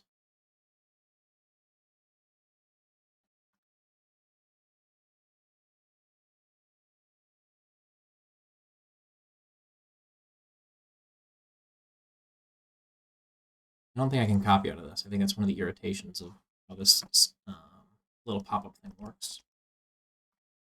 All right, let's pull open GWT itself, and we'll do a debugger.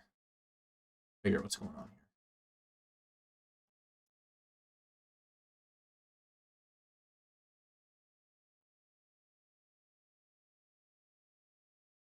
I guess I gotta wait for it before I can click that.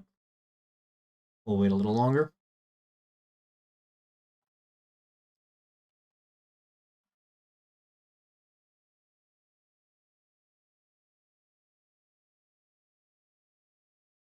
Is it putting a pop-up somewhere I can't see it? Oh, there it is.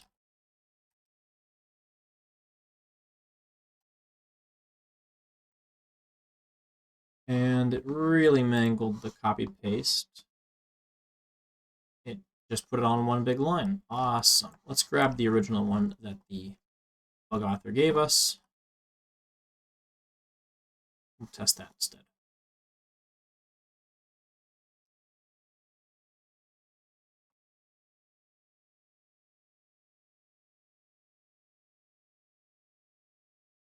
All right, it looks like I might have to go, actually. So this should be the thing here to say, let's see here. We should be already inside of the run with server class access, so it should be permitted to load other classes. This is not the right line number. GWT-944. What's going on here? Did we somehow grab the wrong Jetty version in that code?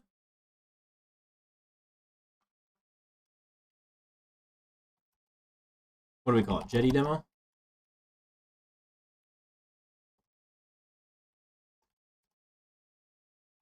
I mean, I know I grabbed the wrong version when I put this in here. Let's make sure this is set up properly.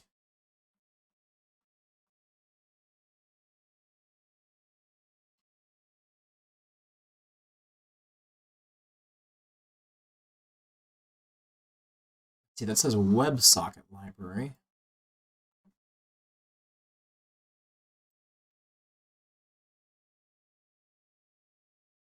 Where did my pop-up go? Why do I keep getting pop-ups on the wrong screen? Yeah, I can't see. It's expecting me to pick the library I want to use. Yeah, here it is. It's hidden behind there.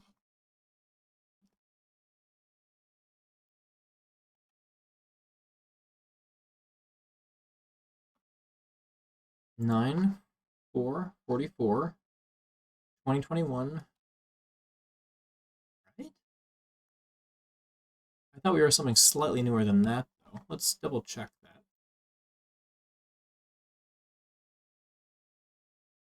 When we build GWT dev, we have a build file that says we're going to use GWT-944. Okay, 2021. Yep. So that's the right one. Why don't these lines line up?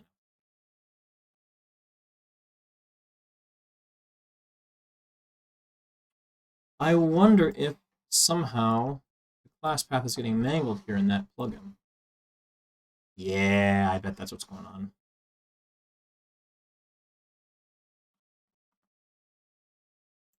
Yep. I bet this is using the wrong one. So let's modify the plugin, junk this, since it doesn't serve a purpose anyway.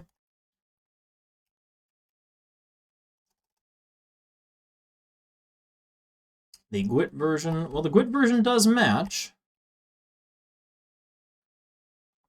210.0. We're not using the bomb. I wonder if we add that, if that'll fix it.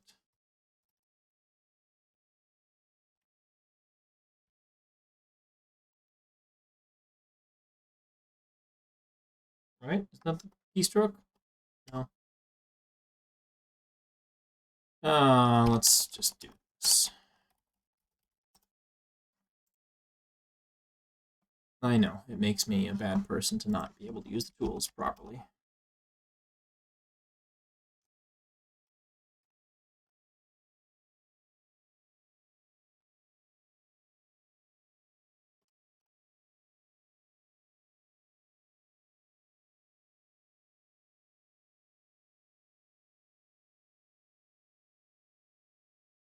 All right, we're just going to copy one of these and change it to import scope and type bomb. So instead of GWT servlet, it'll just be GWT. Scope will be import, and type will be pom.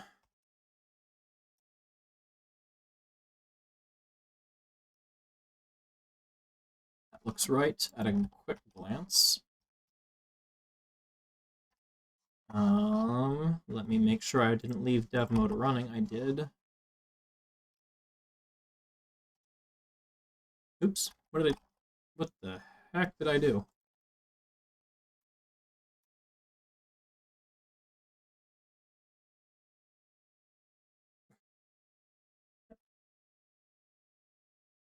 That's dumb. And now we're in Jetty instead of GWT run.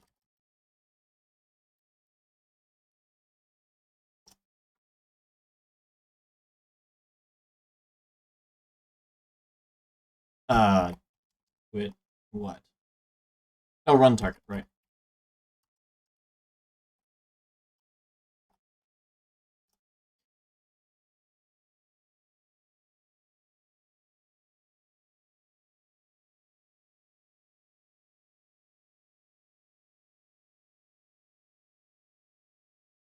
Still says it's starting a Jetty plugin. What's up with that? Did I say Jetty running? I did. I said Jetty run.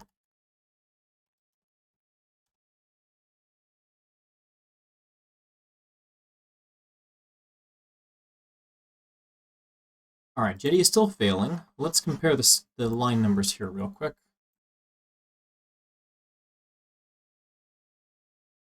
Let's see here. The Eclipse one is 487 in the web app class loader. The one I cared about, though, I think was run on the server access 138. Yeah, 138 matches. So maybe this is my mistake.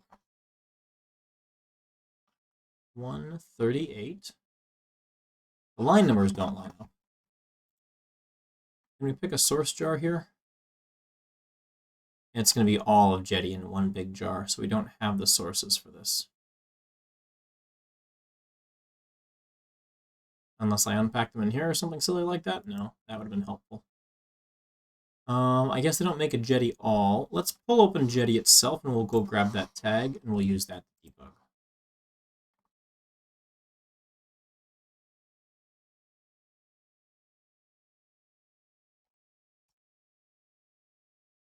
Workspace Jetty project, is that one not what we call it? We just call it Jetty?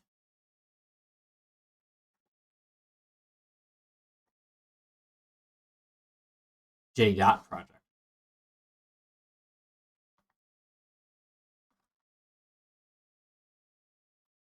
All right, I'm on the wrong branch. We're going to need to check out 9444.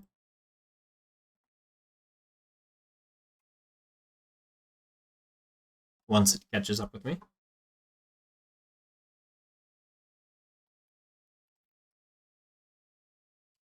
Let's get the tag instead. How do we tag these? What's your preference for this pattern here? Jetty-9.4.44. Right? .v something or other. That looks like the pattern we're following.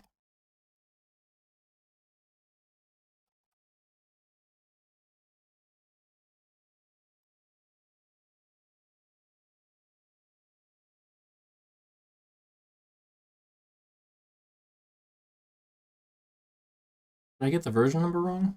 9.4. 9.4.43. It stops 43. Did I just make up a version number that doesn't exist? Or did I not pull it?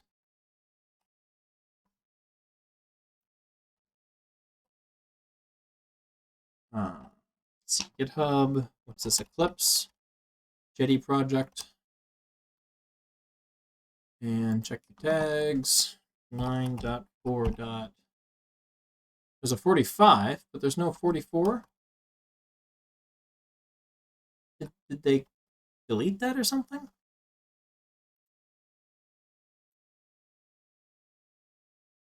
Yeah, it's right there. Jetty 9.4.44.0 2021.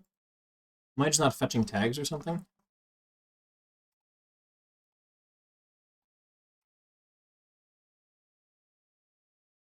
Is that not right?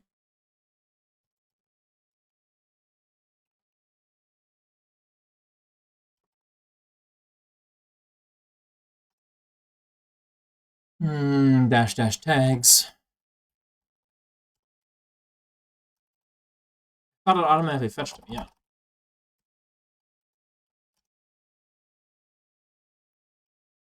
There's only origin.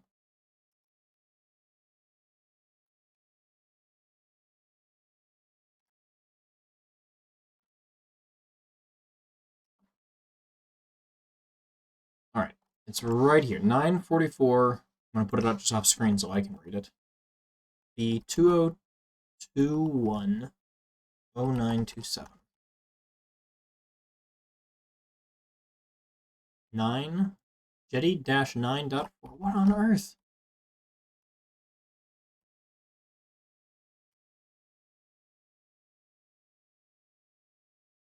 It just doesn't think it exists. Do I have the wrong remote or something?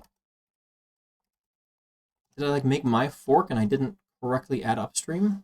Yep, that's what I did. That's what I did. All right, well, that's irritating.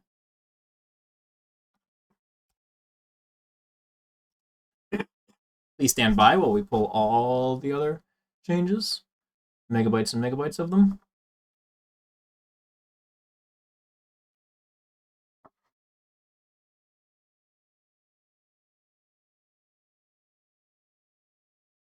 All right. Let's try this again. 9.4.44. There we go. We are now in the tag itself, which means we're detached. And what line number were we looking for again? I have forgotten what we were doing. Let's go ahead and just copy the whole stack trace and ask it to show us what's going on here. Oh, and there we go. We got some stuff here. We've got a XML configuration, run with server access. So we are already inside of there, and now we have access to the server classes. So here's the bit here where we actually say, hey, give me server access, load server classes is set to true. Now later on, we're going to do some lookup to find out if we can actually access that. Okay, so let's look. I guess it's still re-indexing because I changed branch.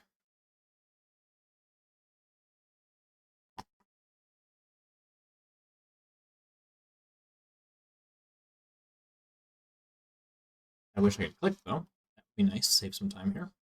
So this is accessed, it's set to true, and then when you're on your way out, it is either removed or set to whatever it was before, which is usually false. And then while you're in there, you've got this thread local that says, hey, you're inside the right magical incantation of the class loader, so now you can access a couple extra classes. So if it is true, and it's a server resource, which should be true for something like web app class loader, then you're allowed to go into the URL, the parent URL. Because this will go through the parent stuff. From parent add URL. It doesn't quite make sense to me why this is here instead of up there. Oh, I see. I see. We're actually testing, first of all, can you do this? And then second of all, does this match that? Okay. So why aren't we getting into there properly? Why are we not? That's for a resource. Okay, so this doesn't even apply anyway. We're looking at classes. There's another get resource.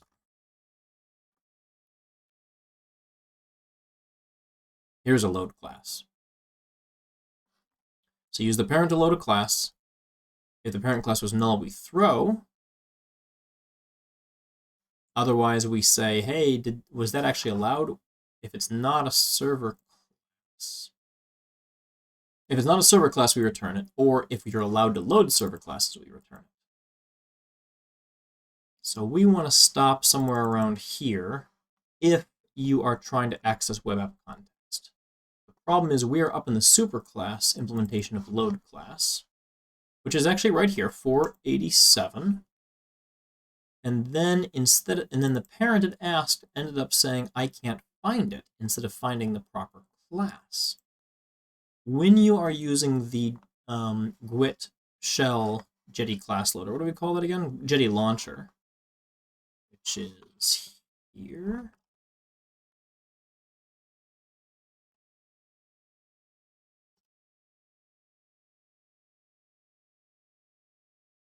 And we're on line 458. We have already tried to load it ourselves using, is it a system class that we can load in some way? And then we try to ask the superclass for it. But what do we pass to the superclass's constructor to define parent, right? So how did this parent get defined? Parent is a final. Final is assigned only in the constructor, which we pass in through parent, which we pass in through whatever you passed to super parent. Okay. I'm guessing it's because they override parent. Hard to say right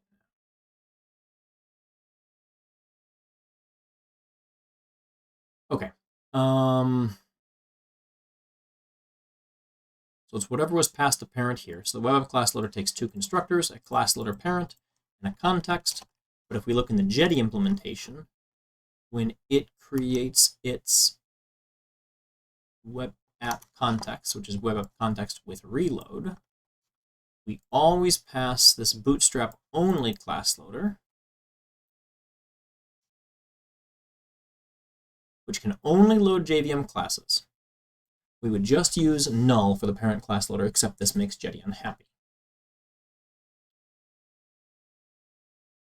I don't remember what's going on here, why we have to do that. We've got this actual class loader, system class loader. Someone should be querying that. Right here, we're doing load class. So if it's a system class and it's not system class loader first, then we try to use that.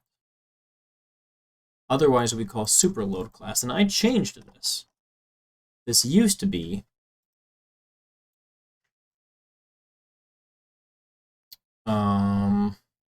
that's weird.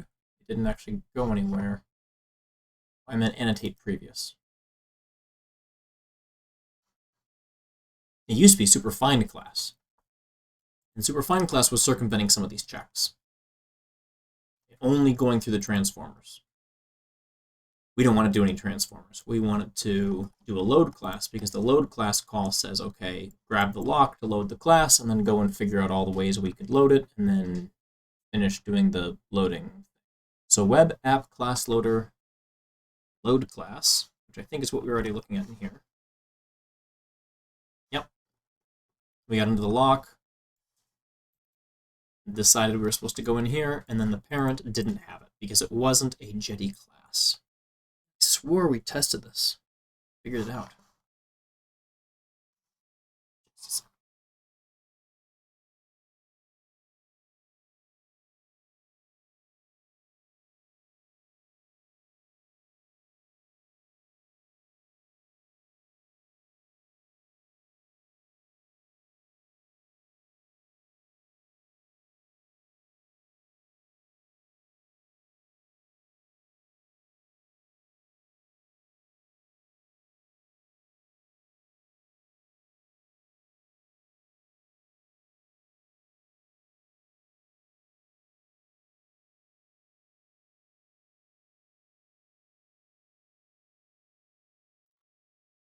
Remember to stop captions this time.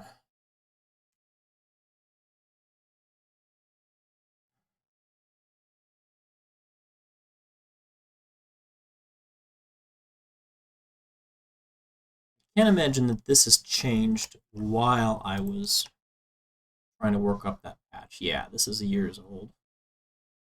2019 is the newest.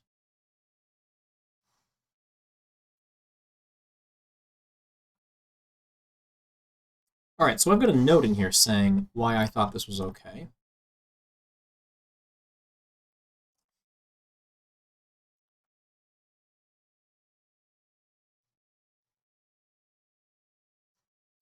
Line 450 is the super call here, superfine class. If it fails, don't allow server classes to be loaded from the outside, which suggests it wasn't able to find it either, even though that is what would have been called with or without our subclass. I'm making a new build shortly to test a few other things and update to the latest upstream. Can you confirm the bug still happens? I debugged into it. It does not find the class. Does contain the class, but is system class returns false. Are you reproducing this?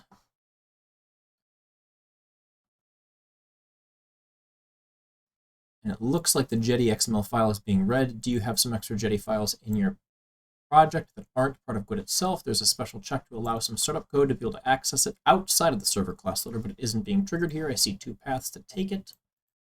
We either need to preload the class, or well, class loader can no longer be extended the way we do it. We need to delegate to superclass methods since that isn't exposed so we can read it. I'm using this. The filtering seems to be correct. The class is not legal to load from inside the application, but it is intended to be used here. Within that scope, it is set to true, and loadcast is supposed to succeed except GWT's subclass passed a bootstrap-only class loader. Yes, that's true.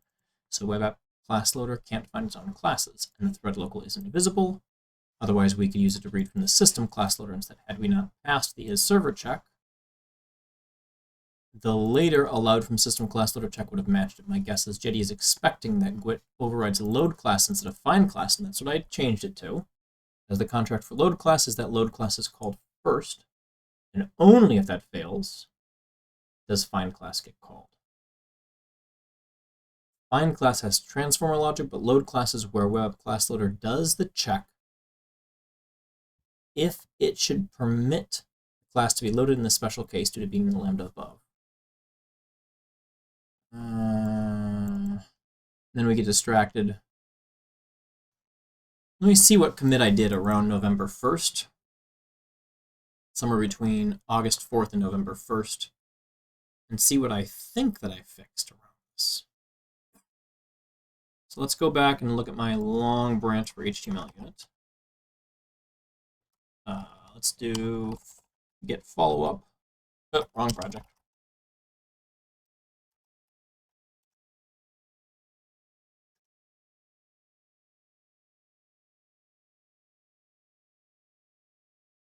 All right, so this looks like it's the branch where I did all this stuff. Let's find something around November 1st, 2021.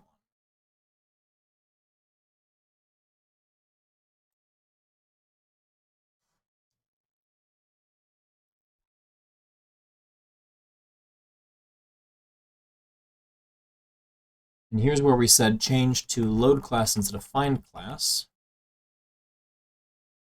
We have to resolve after we do that.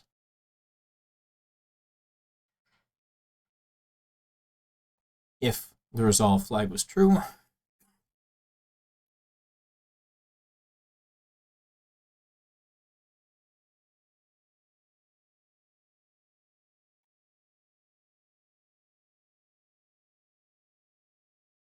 Let's check those other checks real quick, because that looks like it should be it. Let's get a line number for this real quick. It was line 235 or 435, a little below that. It's okay, it's just in the method. So we're looking at the allow a system class loader load. It's not this one, but this one. These classes are allowed to be loaded from the system class loader. Jetty classes are not server classes. Handled above.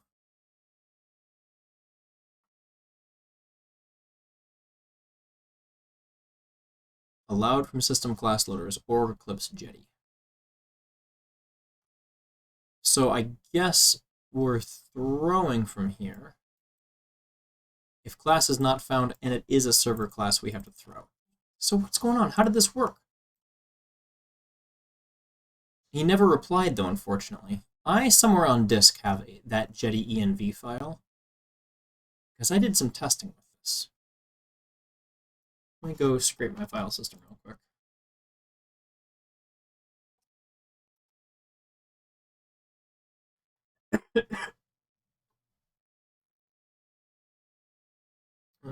Let's see. Jetty project itself has got a couple, of course. I'm sure this Jetty demo has one. I thought I had a specific test for this. Maybe we tweak one of the GWT below samples.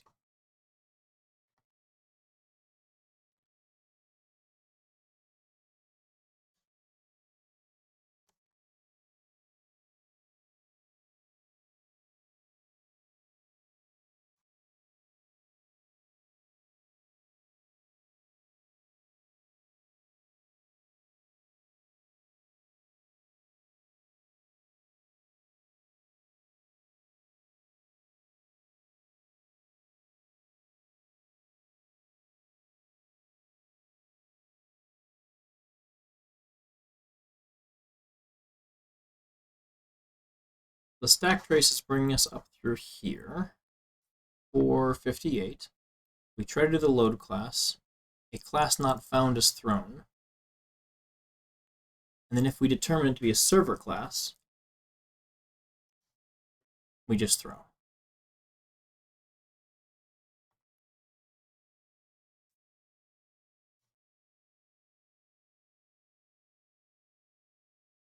We would not have passed this, so that false would not have stopped us. So we might have done this. That's sort of what I would have expected.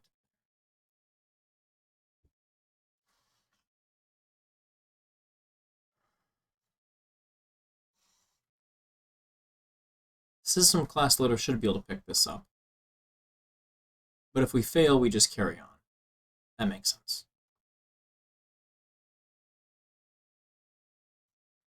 We had to change the isSystem class call. The isSystem class call is going to say, doesn't match that. I can't remember what this does anymore.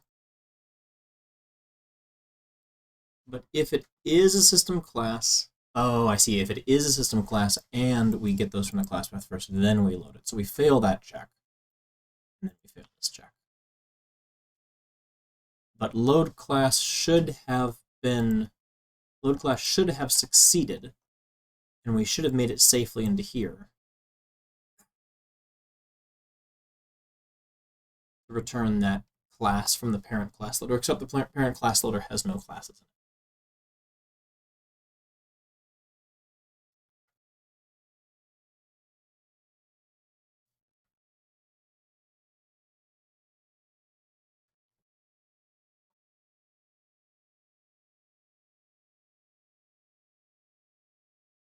All right, where does this file go? Let's try hacking into one of these samples.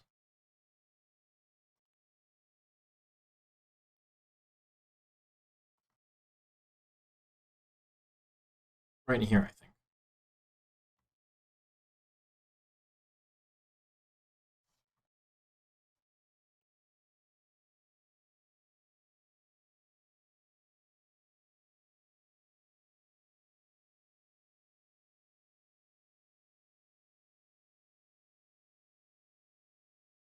Okay. And then we will cd2, where is this? Build, staging, only thing in there, sample, hello, and dev mode.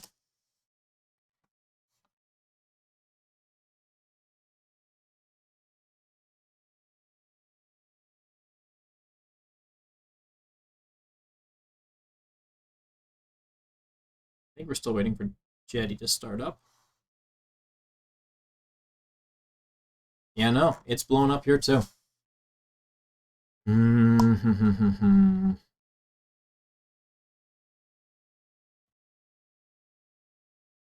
coming in through load class.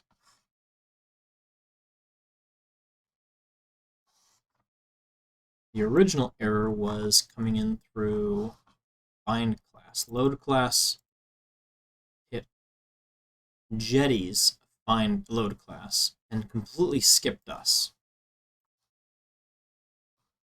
Right, there's no GWT in this part of the class path at all. Sorry, stack trace at all.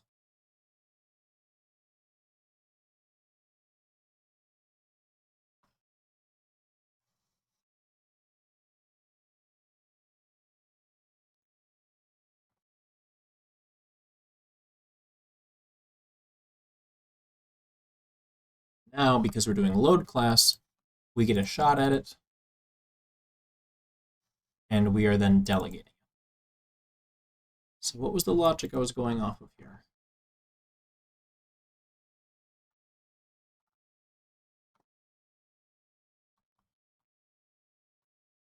No, I didn't really give logic. I just said, push the new build. This probably has it. What was the date on that commit that we found? Here.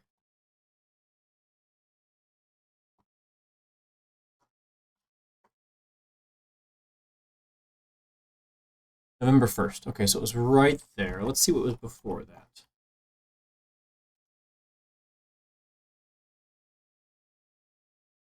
Just a test issue.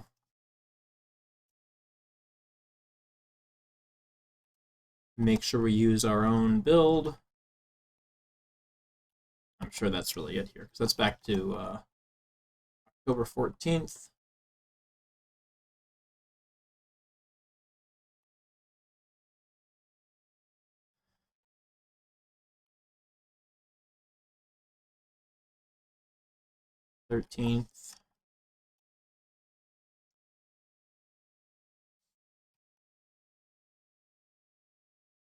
That actually landed, though.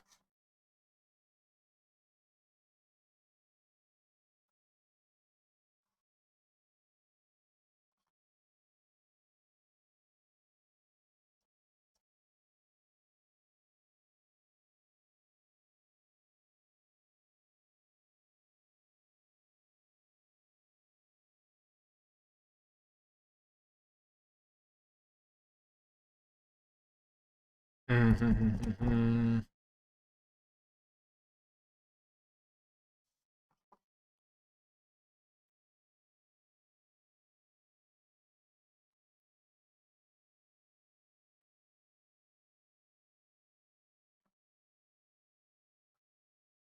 Thomas's note, I swore to myself I would never touch that code again, which is why I've advocated trimming down these features. Yeah.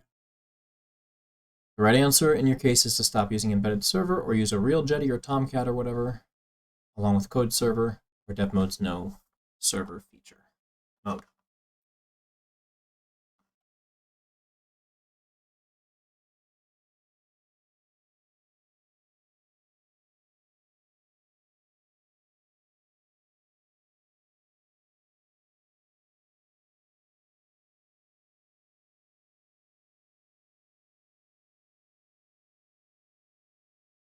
The problem is that the parent class letter we've given it doesn't want to load a server class. We need to, so in other words, it doesn't have the capability of loading its own classes, except through whatever parent class loader it came from.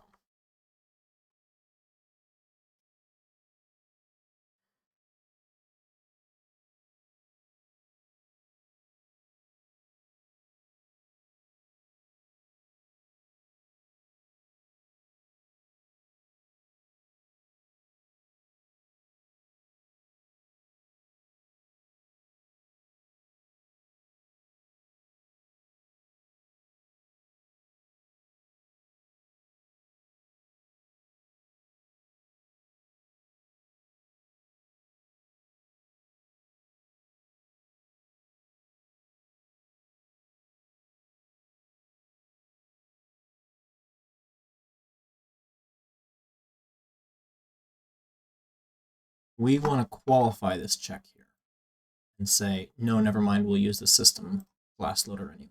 But we have no way of asking if it's safe to do that. Jetty is supposed to say, yes, all right, you got the right thing, but the problem is it didn't find it in the parent. So it's still throwing, despite having found it. Sorry, despite it should have found it. The flag was on. We have no way to query the flag to find out if it's on. It does its own server check.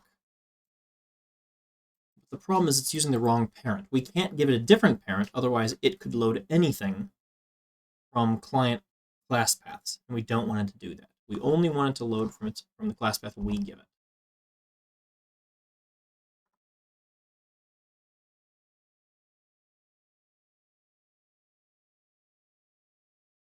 Yep, alright. I think we're screwed. I think I'm going to give up on this. This is probably not worth the headache. It probably did not work. I probably tested it wrong the last time I tested it. I think I'm willing to accept that now.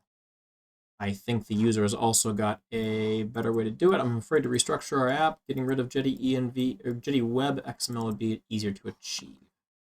Yeah.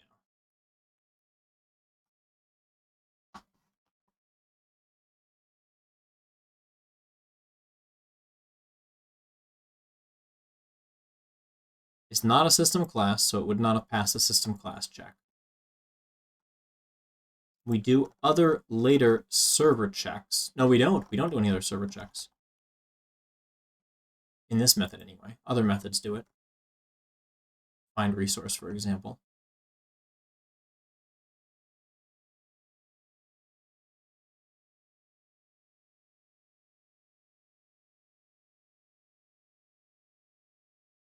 I wonder if I've got another commit that touches this. Because this seems too big of a commit.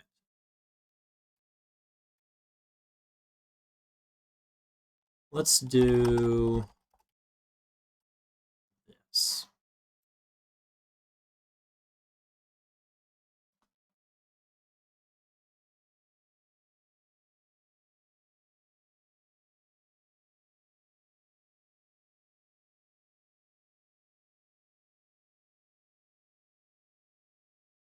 No, can't do that.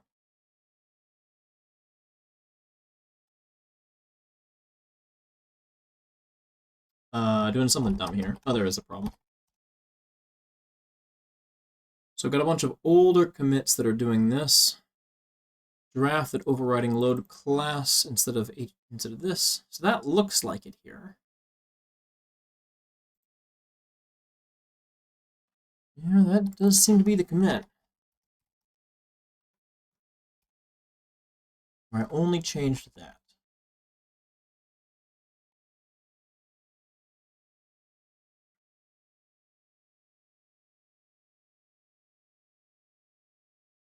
So here's the system class loader, which is the one we would really want this to be in. And then we eventually delegate to superload class. Is that what we're doing today? Yeah.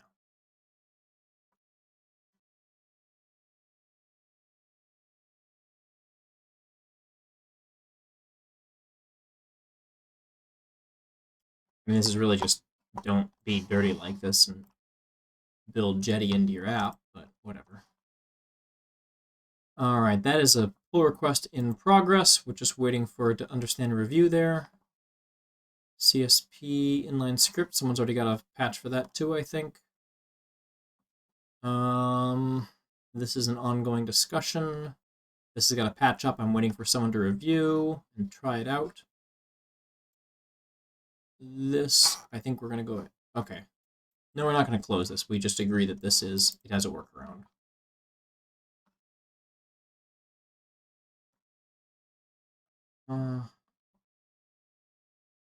Cool. All right, where are we on pull requests? Anything that I can merge now from having done some discussion? Like, is this one wrapped up and approved? Looks like we're still waiting for a response from the reviewer there.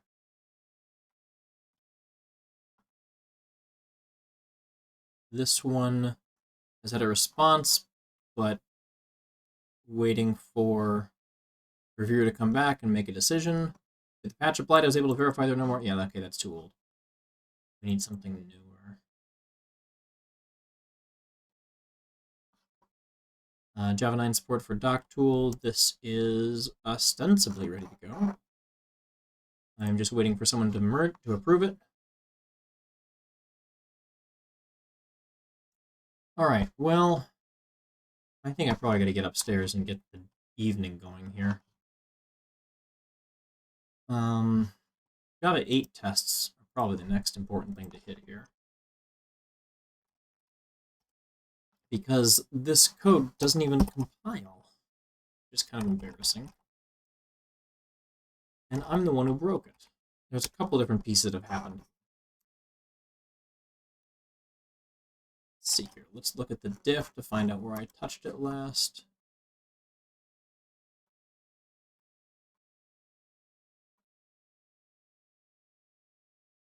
There we are.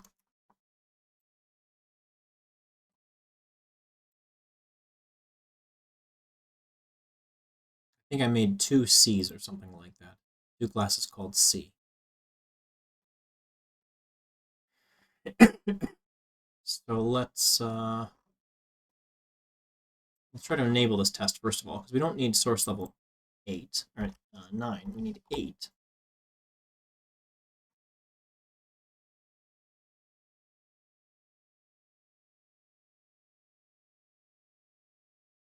And we'll queue this one up to get this one to be the next thing that we start testing.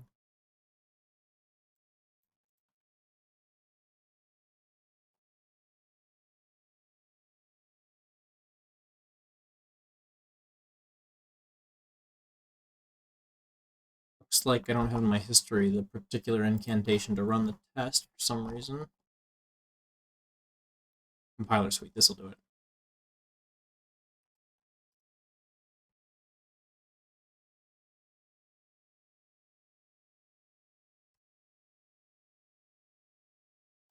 All right, I'm gonna fire that up. Hopefully it'll run this. Dash P, we're on the wrong branch, so we can't support it anyway. We gotta use Java 8 for right now. Let's at least get this running on Java 8, and we can worry about the rest separately. But I think we want to do is say, hey, I want you to run all Java tests on all JDKs, because there's no good reason not to run this. We just want to bump source level up to whatever latest is and not worry about auto. So source level's got this fun thing where it's got auto as the default, where it says, hey, well, whatever your Java version is today, we're going to use that.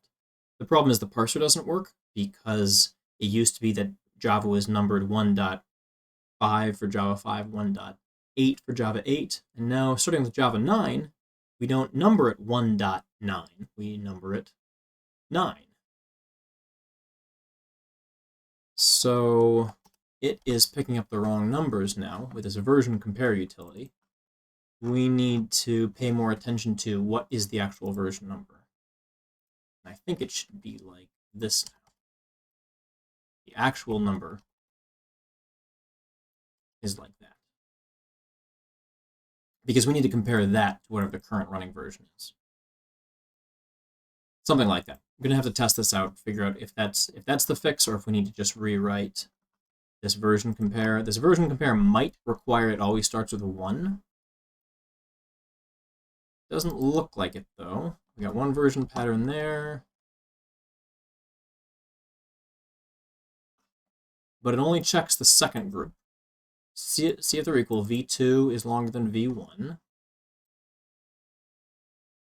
which comes from group 1 by character? No, by dots. And those, let's see, they're both group 1, but it's just different matches on version 1 versus version 2. So it's not like it's 2 versions we're checking. It's just that the first version you asked for and the second version you asked for.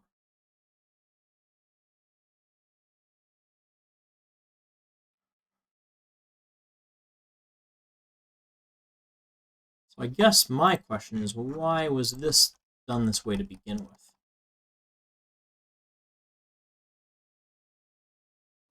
Yeah, probably not a good reason. That's the pattern it followed. The string value is what's passed to the util check. Yep, string value. And we want to Make sure to preserve the alt string value, which is probably just used for toString. You can pass either one and it'll match. They're going to be the same now. Let's make sure this is run from the suite that I'm intending to run. This takes quite a while to run. And then I think I'm going to cut out of here. Hopefully back to full steam starting soon. I may be out next week also. I may be on an every other week going forward. Let's see, compiler suite and JJS. So yeah, we're running the correct suite here. I may be doing every other week going forward. We'll just sort of see what stuff happens. Okay, 81 errors. This is for user, test, reports, compiler suite. Yeah, okay, so here we got the compiler error. Line 2042, abstract methods do not specify a body. Yikes.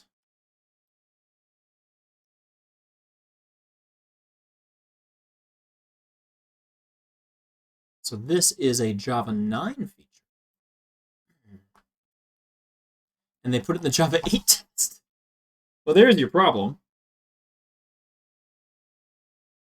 So that's why Java 8 test doesn't work. We just need to split some of these off to Java 9.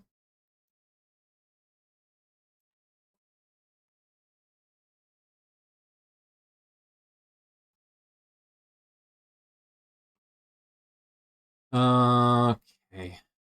Yeah, it specifically says Java 9.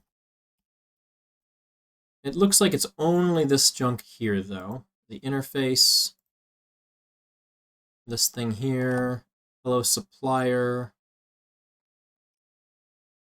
We'll see if that works, just moving these things.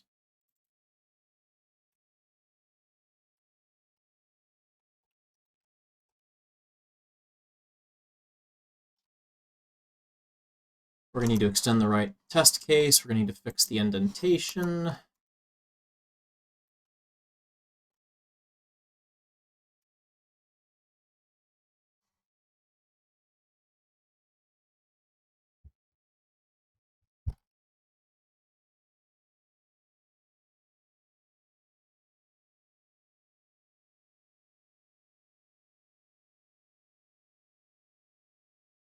Looks like there's only the 2 tests here, and those look standalone. Supplier is probably a regular thing we're going to have to fix some imports for.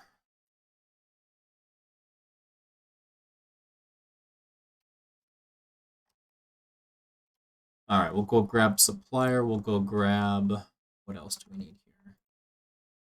The superclass.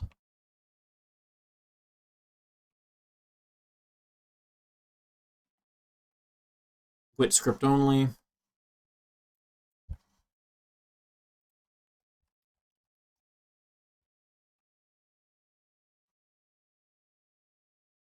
This is Java 8 features.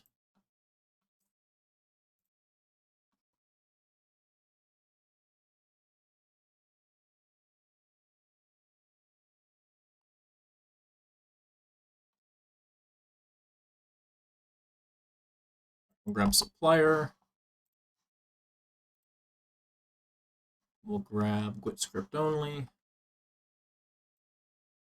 Any other GWT stuff we're specifically using? GWT test case. And I think that's it.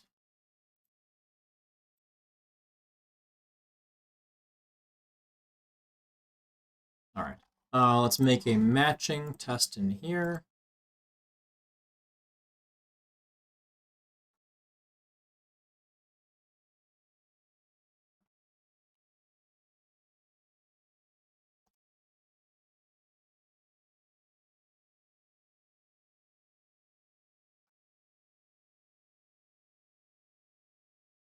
I feel like I've done this before. Sure, I haven't, because that'd be dumb to do it again and to not have finished the first time, but, you know, here we are. All right. We're going to put this back the way it was before for Java 9. And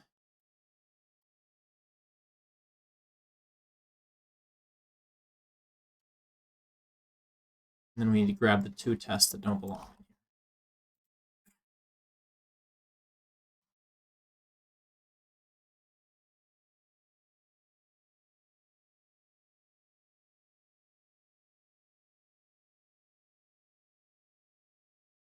All right, interface. They both say Java 9, and it'd be easier to look for them that way.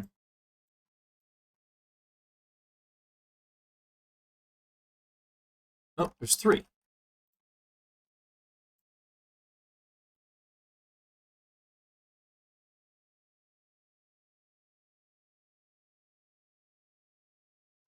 I wonder if I missed one.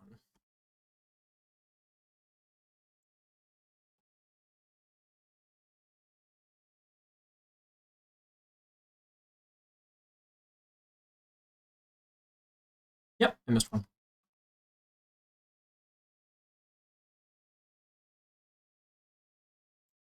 says it's for language features in 9, but this doesn't look like it's all for Java 9. Regression test for 9.598. Let's see what that was about.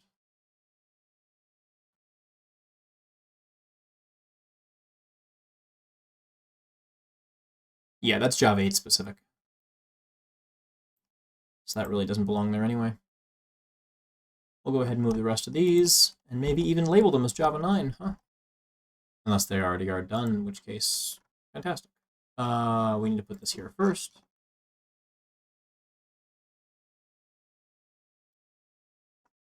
We don't need the banner anymore. All right. Java 9, 1, 2, 3. Perfect.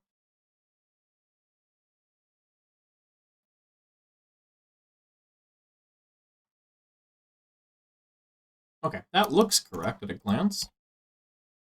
Let's see if fixing the Java 9 stuff corrects anything else. I know that we're still going to hit a bug that I introduced, but let's fix the other bugs first. So we have an I1 and I2 already defined in here. Looks like 1 there. That's it. I2, we also only have the 1. What's C? Yep, there's 2 C's. So we'll rename this C to C2. Java 8 is public, should be declared in a class called Java 8 test. Right. I did a copy paste and I didn't fix it.